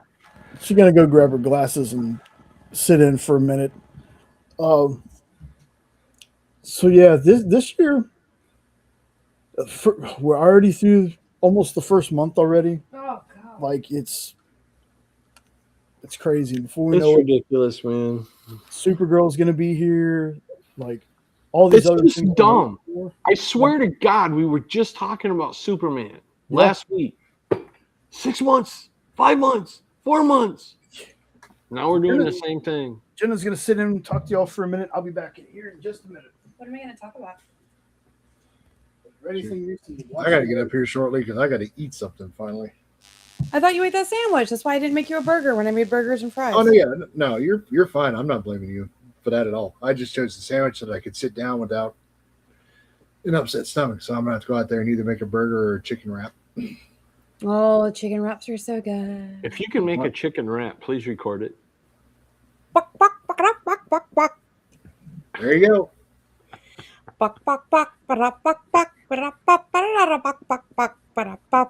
Come on, robot chicken, anybody? Oh. Oh my gosh, let's see. What were you guys just talking about? Oh yeah, like when we first started, it was a lot of fun. It was just Instagram and it was just pictures, and then it became like the short little 59-second videos, And then we finally moved over to putting everything on YouTube. And then we finally started doing lives, and it's just, that's that. That's where we're at now. Slowly but surely. Slowly but surely. This Name is what change in there along the way. Said name change in there along Yeah. the way. I like our name now. I like the name before, but I like our name now. And the reason we have this name is because me, Jay, and a couple of other friends, we had planned on opening our own comic book store, and that was the name we were going to use. So it was a name I already had. Like, I think do I have it trademarked or copywritten? I can't remember, but I already had it like in my name, and we were like, you know what? Let's use it. Yep. Here we Well, are. because a lot of times people were like, your name doesn't suggest comics, and anytime you looked up Yeah, truth, it would bring up conspiracy theories. So it was like, okay, let's rebrand here. I was like, let's pivot. So and that was a long discussion. It took us a few months to really decide if we were going to do it and then pull the trigger. Once Jay had that logo ready to go, it was time. Yeah. I still need to do shirts. Shirts and baseball caps. And I don't know if Jay and Sean told everybody yet, but this will be the first year in a long time for me, at least. We are not going to Comic Palooza this year, but we're going to pick up a couple of other smaller cons in the Houston area. If you guys wanted to come and see us, it will not be this color hair. It'll probably be either. I haven't decided. Should I go purple or should I go blue? Maybe I'll go red. It was a bright red before. I haven't decided yet. Still waiting for you to do green one day just for the hell of it. I've done green. It just it washes me out. That's why I don't do it anymore. It almost looks like moss on my head. I look like a chia pet when it's green. Jenna. Oh, I love that. Chia Jenna. Gina. Maybe I'll have to do it again just so you guys can see. Just like Jenna. I would do it just to shave your head and cut off your hair. No. Rude. Oh. That was a really good Christian Bale Batman voice there, Ed. Mm-hmm. I don't know. I don't know. You sound like you're gargling marbles. It makes me want to go rewatch Bat Family, the 3 songs they have. Oh Lord. Nice try, Penguin. Nice try. My fist, your face. 1, 2, 3, 4, 5, 6, 7, 8. That's a fucking tough. That's right. That's right. Oh man. Yes. You ever want to know what kind of music I'm listening to? Go listen to that. I'm so ready though to go back to Bedrock Con this year. Bedrock City Comic Con over in Stafford. I was so pleasantly surprised at how fun that was for the size it was. Yeah, like I'm looking forward to. I'm thinking of doing. It's in July. It's Kimo Kawaii here in Conroe. They have 2 of them. They have one in Bedrock, or I'm sorry, not Bedrock. They have one in College Station, and they have one in Kimo Kawaii, or one in Conroe. The one they're having in Conroe, this is their 5th year. I was at the first 2 as the store when they first started, so it'd be really cool to go back to see, because they've really like grown as a con, and it's like a small local con. I really want to go to that one. I'm thinking about it. And then I'm going to the website now. Hey, I wish I could remember how to do that on here. You should be able to just open a different. Oh, you're talking about like sharing the page? Yeah. Hold on. I can probably do that on mine. Let me see. Yeah. Maybe? I don't remember. No, we're talking about Kimo Kawaii Con and how can I show it to people? Can y'all see it? No. Really? You got to add it to the stage. Hold on. Oh, okay. Go with that. Go here. Click that. Here? Yep. Wait a second. Hey, there we go. Okay. So just tell me where you want me to go and click. Is this the Conroe one or is this the Yes, this should be Conroe. So they've only announced a couple of the guests. If you want to do, oh, you got to click on the actual, scroll down a little bit and you'll go to Conroe. And then that'll show you everything. There you go. So these are, like I said, it's still many months off. And they've already announced a couple of guests. And tickets are super cheap to this, especially for like, I think 1 year. Oh my gosh, I'm trying to remember. This is the same guy that does the terror one, and he had the first one. He had one of the Ramones there, and I almost cried. It was great. There we go. Yeah, there we go. So this one's like a not expensive one at all. No, and I'll just pay the $30. Yeah. Anyway, It's only 2 days, but it's just like Bedrock City Comic Con, but in a very like anime setting. And it's got more voice actors than it does have like comic artists, but it will still have like artists there. Like I said, I've been to 2 of them. I'm guessing when it says vendors, that's just registration, or is it going to show me a list of who's going to be there? I think it's just registration. I don't think they have vendors yet. I'm not sure. Yeah, it just like, even this is like very reasonable, but yeah. Yeah, I agree. I mean, that pricing, that's one ticket to Comic Palooza. Oh, that's not even. That's I'm not sorry. even You all 3 of us buy one. That's one ticket. For one ticket to Comic Palooza, it's $100 right now, but they're about to up the price again. Yeah. Because back in December it was like $80 something, and then if you had more than one ticket, you got 20% off. And then this month it's $98, but if you buy more than one ticket, it was 20% off. But they already ended that, so right now it's like $98 a person already. Oh dang! Here you go, John. I know. I love the merch. I've always loved their merch. And it's what I love about this one is it's in Conroe, and it's a lot of local, like smaller creators show up there, and I've always loved the feel of those. Yep, it is vendor registration. Okay. Yeah, but you see, even that's crazy because Comicpalooza is charging like $1,000 for artists to come in, which is crazy. Anything else y'all need me to show off, or I can? Let me think. I'm trying to think of. I can show off the College Station one if anybody's curious about that. Yeah, if anybody's curious, let's look at that one. I haven't looked at that one. See if they've announced anybody for that one. Yep. Because that one's going to be in April rather than June. Nope, just the one person so far. And this is the second time they're having it in College Station. Their second one in College Station. Huh. All right. But yeah, the Houston area is just full of cons.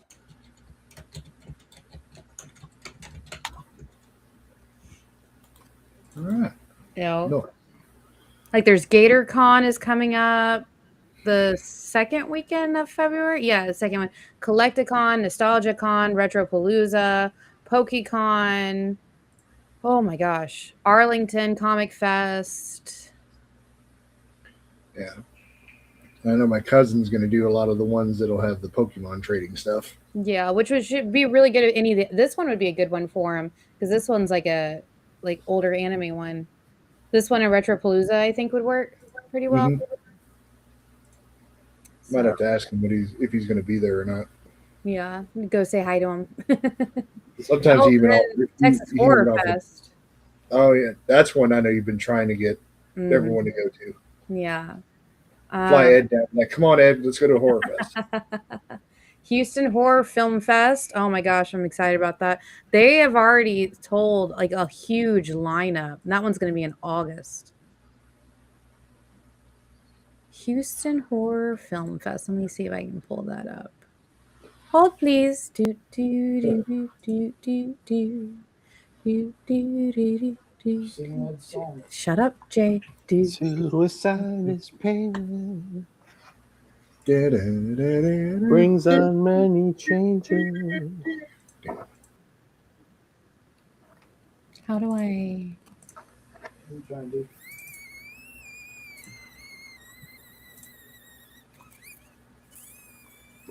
Did I do it?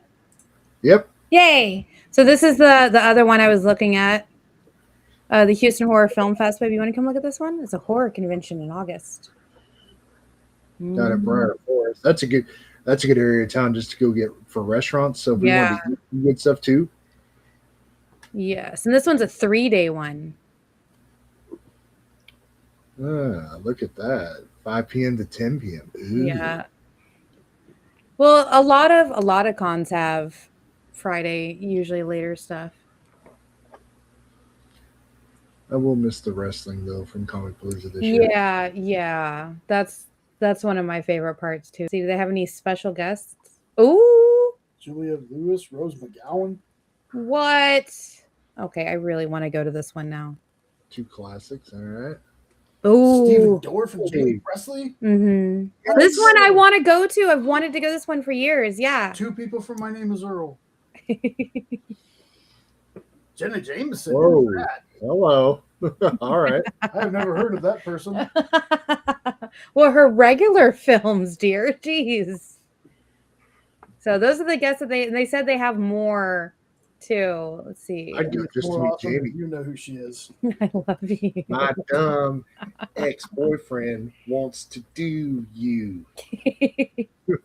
Oh my gosh. Let's see. How much are tickets? How much are let's look. I started rewatching that again too. Of course you did. $60 for a 3-day pass. Extremely freaking reasonable. Well, that's Yes. not bad at all. No, That's- it's not. The VIP is only $300, but it's sold out. One day, I want to do a VIP for one of the cons, a VIP pass. I guess it really just depends. Like I did Dallas. a special. I didn't do the VIP. I just did the ultimate package for Dallas. Is what I did. Did that come with what was the comic? You remember? It was a Batman comic. I thought it was Superman. Well, crap, I can't remember now. Because it's still Gosh darn it. Gosh I darn thought it. it was actually Comic 1000. It was an Action But I- Comics 1000 But I special. couldn't find it in our legal. Sad part is, if I had the money, because it's at that freaking thing's at a hotel. If I had the money to afford the 3 days just to stay there, so we can just go up Oh, and down. hell yeah. Go to the bar. What hotel afterwards. is it? Uh, Houston Marriott West Chase. yeah. Okay. It's a decent enough hotel. Yeah. 122 a night though. Yeah, I know. That's why I said it's one of those, like, I realize I live in the same city, but it's like if you can just go over there and just go up and go down each day. Yeah. Well, if you could get a suite and split it with buddies, that's what we Yeah. always That's did. what I was clicking on to see what it does. Because I put for 3 adults, 2 queens. At that point, although at these prices, though, you can probably find an Airbnb somewhere in the area and just be like, screw it, just do that. Yeah. Like I So said, many- there's so much going on, like in Houston alone. No matter what we pick, we're probably gonna enjoy it. We're gonna have a whole Hydra Sound con series this year. Wouldn't that be nice? Thursday check-in, Monday check-out. Comes out to $488. That'd be tree fitting. That woman don't get no much of no $350. Get a more Well, affordable hotel and an Uber. That's what I was thinking too. Forget the Uber. Just drive over there. You can probably park for free. Oh, yeah. You're my sister. Oh, it's that kind. Yes. Hi. Sorry, I didn't see you because when I'm showing things, I can't look at both pages. I'm so sorry. So Hi. that guy, that's a friend of mine, Carlos. Hello, Carlos. That I've known for a long time. But yeah, that's the this con is the one that I've been talking about for a while because my old friend Alfie used to go to. I think it's called Texas. I think it's that one actually. Texas Horror Fest or something Yeah. like that? Yeah, it was that one. I think. So Well, she's met so that's many people. Oh. 3 cons now at least. Kima Kauai, Houston Horror Film, and Bedrock. So that's 3. Yeah. See, and then even with that, we'd still be spending less on tickets to Comic Palooza. Yeah. I was trying to find on here how much it would be to meet any of the guests, because so if you go on Comic Palooza, they tell you how much it is for autographs and everything, but on if I click on it, nope, okay. It does nothing. Darn it. Maybe they'll post that stuff closer. I don't know. You're supposed to know. I know nothing. Call me Jon Snow. Oh my gosh. I forgot Steve. Oh, he barely looks like how he did in the first Blade film. The biggest thing, though, I got to get with a couple of friends of mine because they have T-shirt makers. Mm. I've got to get us Hydra Asylum stuff printed to wear for at least one day of con.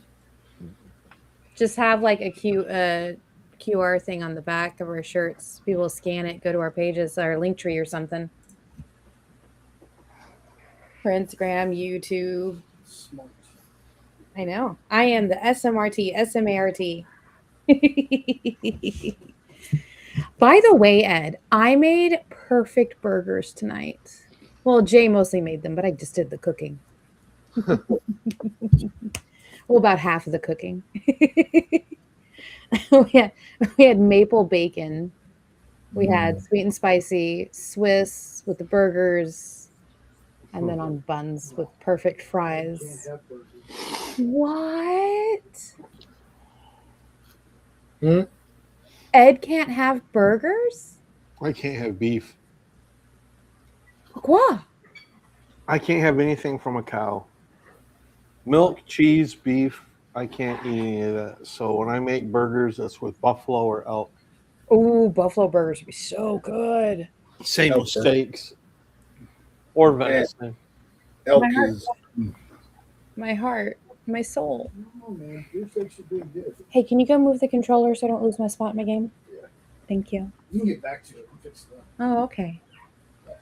He's like, no, bye. God. Fine. I'll just leave you to it. I'm playing back through Jurassic World Evolution. Never did finish that last island, so now I've gotta get back to it. I gotta make sure the stupid velociraptors aren't killing more people for no apparent reason. Are kids on the menu?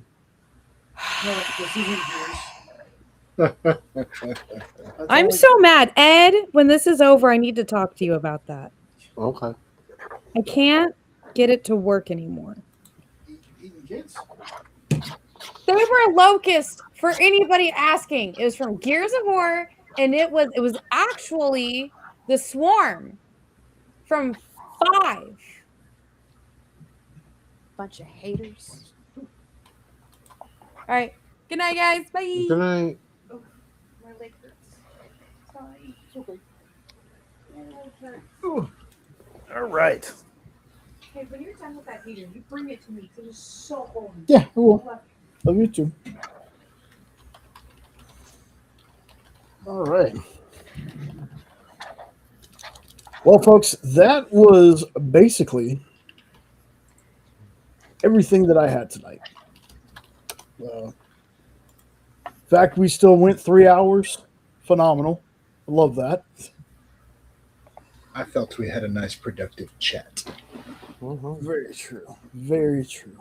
Now, I want to remind everyone that even though we're going to be here next week, same time, 9 Eastern, 8 Central, on the 7th, there will not be a show, at least on our end.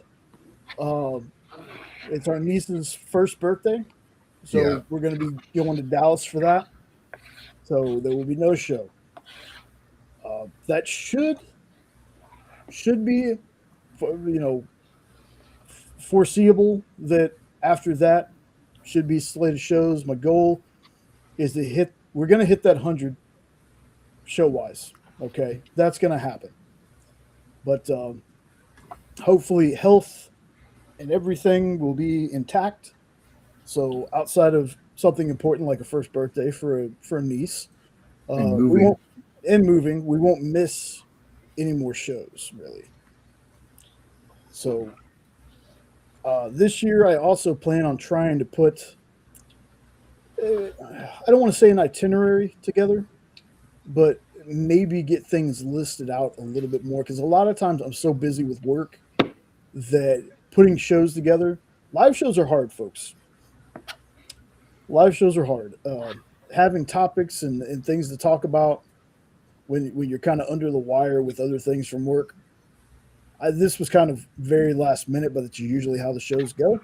But we always end up having a good time anyway. But I'm hoping, I'm hoping that this year I'll be able to put some things out there like, hey, we're gonna do talk about Dairy, the first season of Dairy, or what have you. I could tell everybody a week or two in advance, so we can, that's the toughest part that people might not realize is when you want to do a panel, is you got to have enough time for everybody to be read up and caught up on what you want to talk about. Yeah. And that sometimes takes a couple weeks notice because it's not like I could call you on Thursday and say, Jay, I want to do a show on all 30 issues of Paper Girls. Can you have it read by tomorrow night? Yeah, exactly. It don't work. If he gets bored one night, he might read 30 issues in a row. Maybe. I think one of the things I want to do for next week, and we will definitely talk about it, and I'll definitely have enough time, is as soon as we can rope Nope in, do another review show. Rope Nope in. Rope a Nope. He noped me into this. Nope on a rope. Nope on a rope. We each pick 2 or 3 books. Everybody reads them, just like that first time we did it. I think everybody enjoyed that. Heck yeah. It's fun. That was fucking fun. So, thinking since it'll be. I've actually kept reading some of them. Yeah. Good. That's also awesome. So I figure since we're gonna have Sean here for one more Saturday, as soon as we can talk to Nope and everything, set that up soon.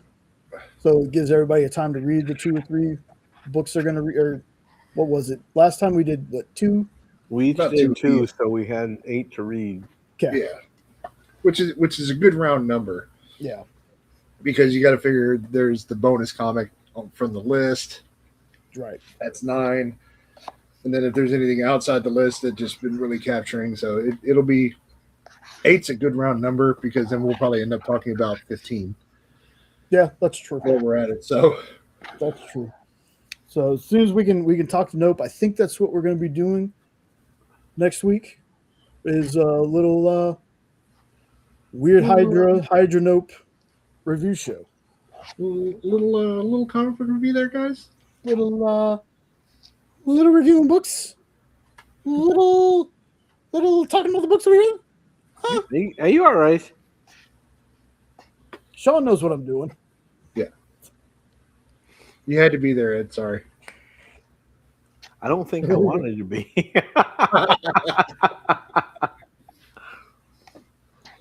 Well,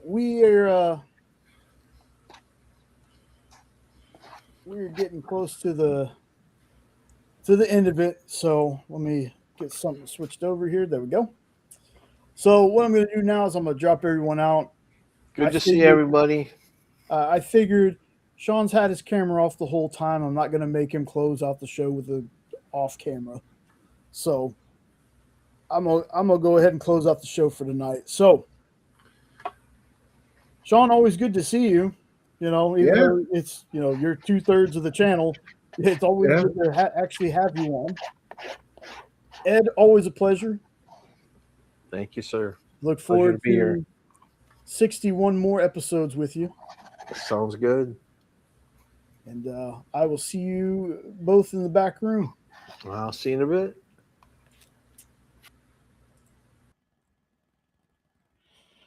Alrighty, folks. Short-ish show. This is about the sweet spot I've been finding lately. I think it's going to be quite a while before we ever do a 7, almost 8-hour show again. Maybe sometime in the future we'll try to pull something like that. But as always, folks, all kidding aside, I appreciate every single one of you. I think I speak for all of us. having folks here in the chat talking to us. We do this show without anybody in the chat, but we love having folks here. So I appreciate y'all taking the time out of y'all's Saturdays to come and watch, this show. It's not very put together, but it's fun. I have a good time, and I hope the folks that watch have a good time as well. That's what it's all about here. I want you to leave the show with a good feeling, to be like, hey, I might be crazy. I might not understand half of what they're talking about, but I sure had a good time. That's always the goal for me. Read some comics, folks. If you get some time, read some comics. Go watch Invincible to get caught up before season 4 comes out. All that fun stuff, comics and movies and things like that. The way the world's going right now, we need some hope. We need some fun. We need some light in our lives. I don't get very political, so that's as far as I'm going to go with that. But again, thank you all so much for being here. I really appreciate it. 10 subs away from 700. Hopefully, we're going to hit that 800 or even 1,000 goal this year. We're going to be pushing for it. Be on the lookout for more videos from me. Hopefully, maybe some more trailer reactions, maybe some more unboxings. Hopefully, some more comic stuff. I'm going to keep reading Farmhand for the list book next week. So if you want to talk about Farmhand with us, if you can find a way to read it, please do so. Love to hear everyone's thoughts on it. But I'm done rambling, folks. I want you all to remember to stay safe, stay warm, have an awesome rest of your weekend. Like, share, comment, subscribe if you haven't yet. And I'll catch you next time. Thanks, everyone. Later.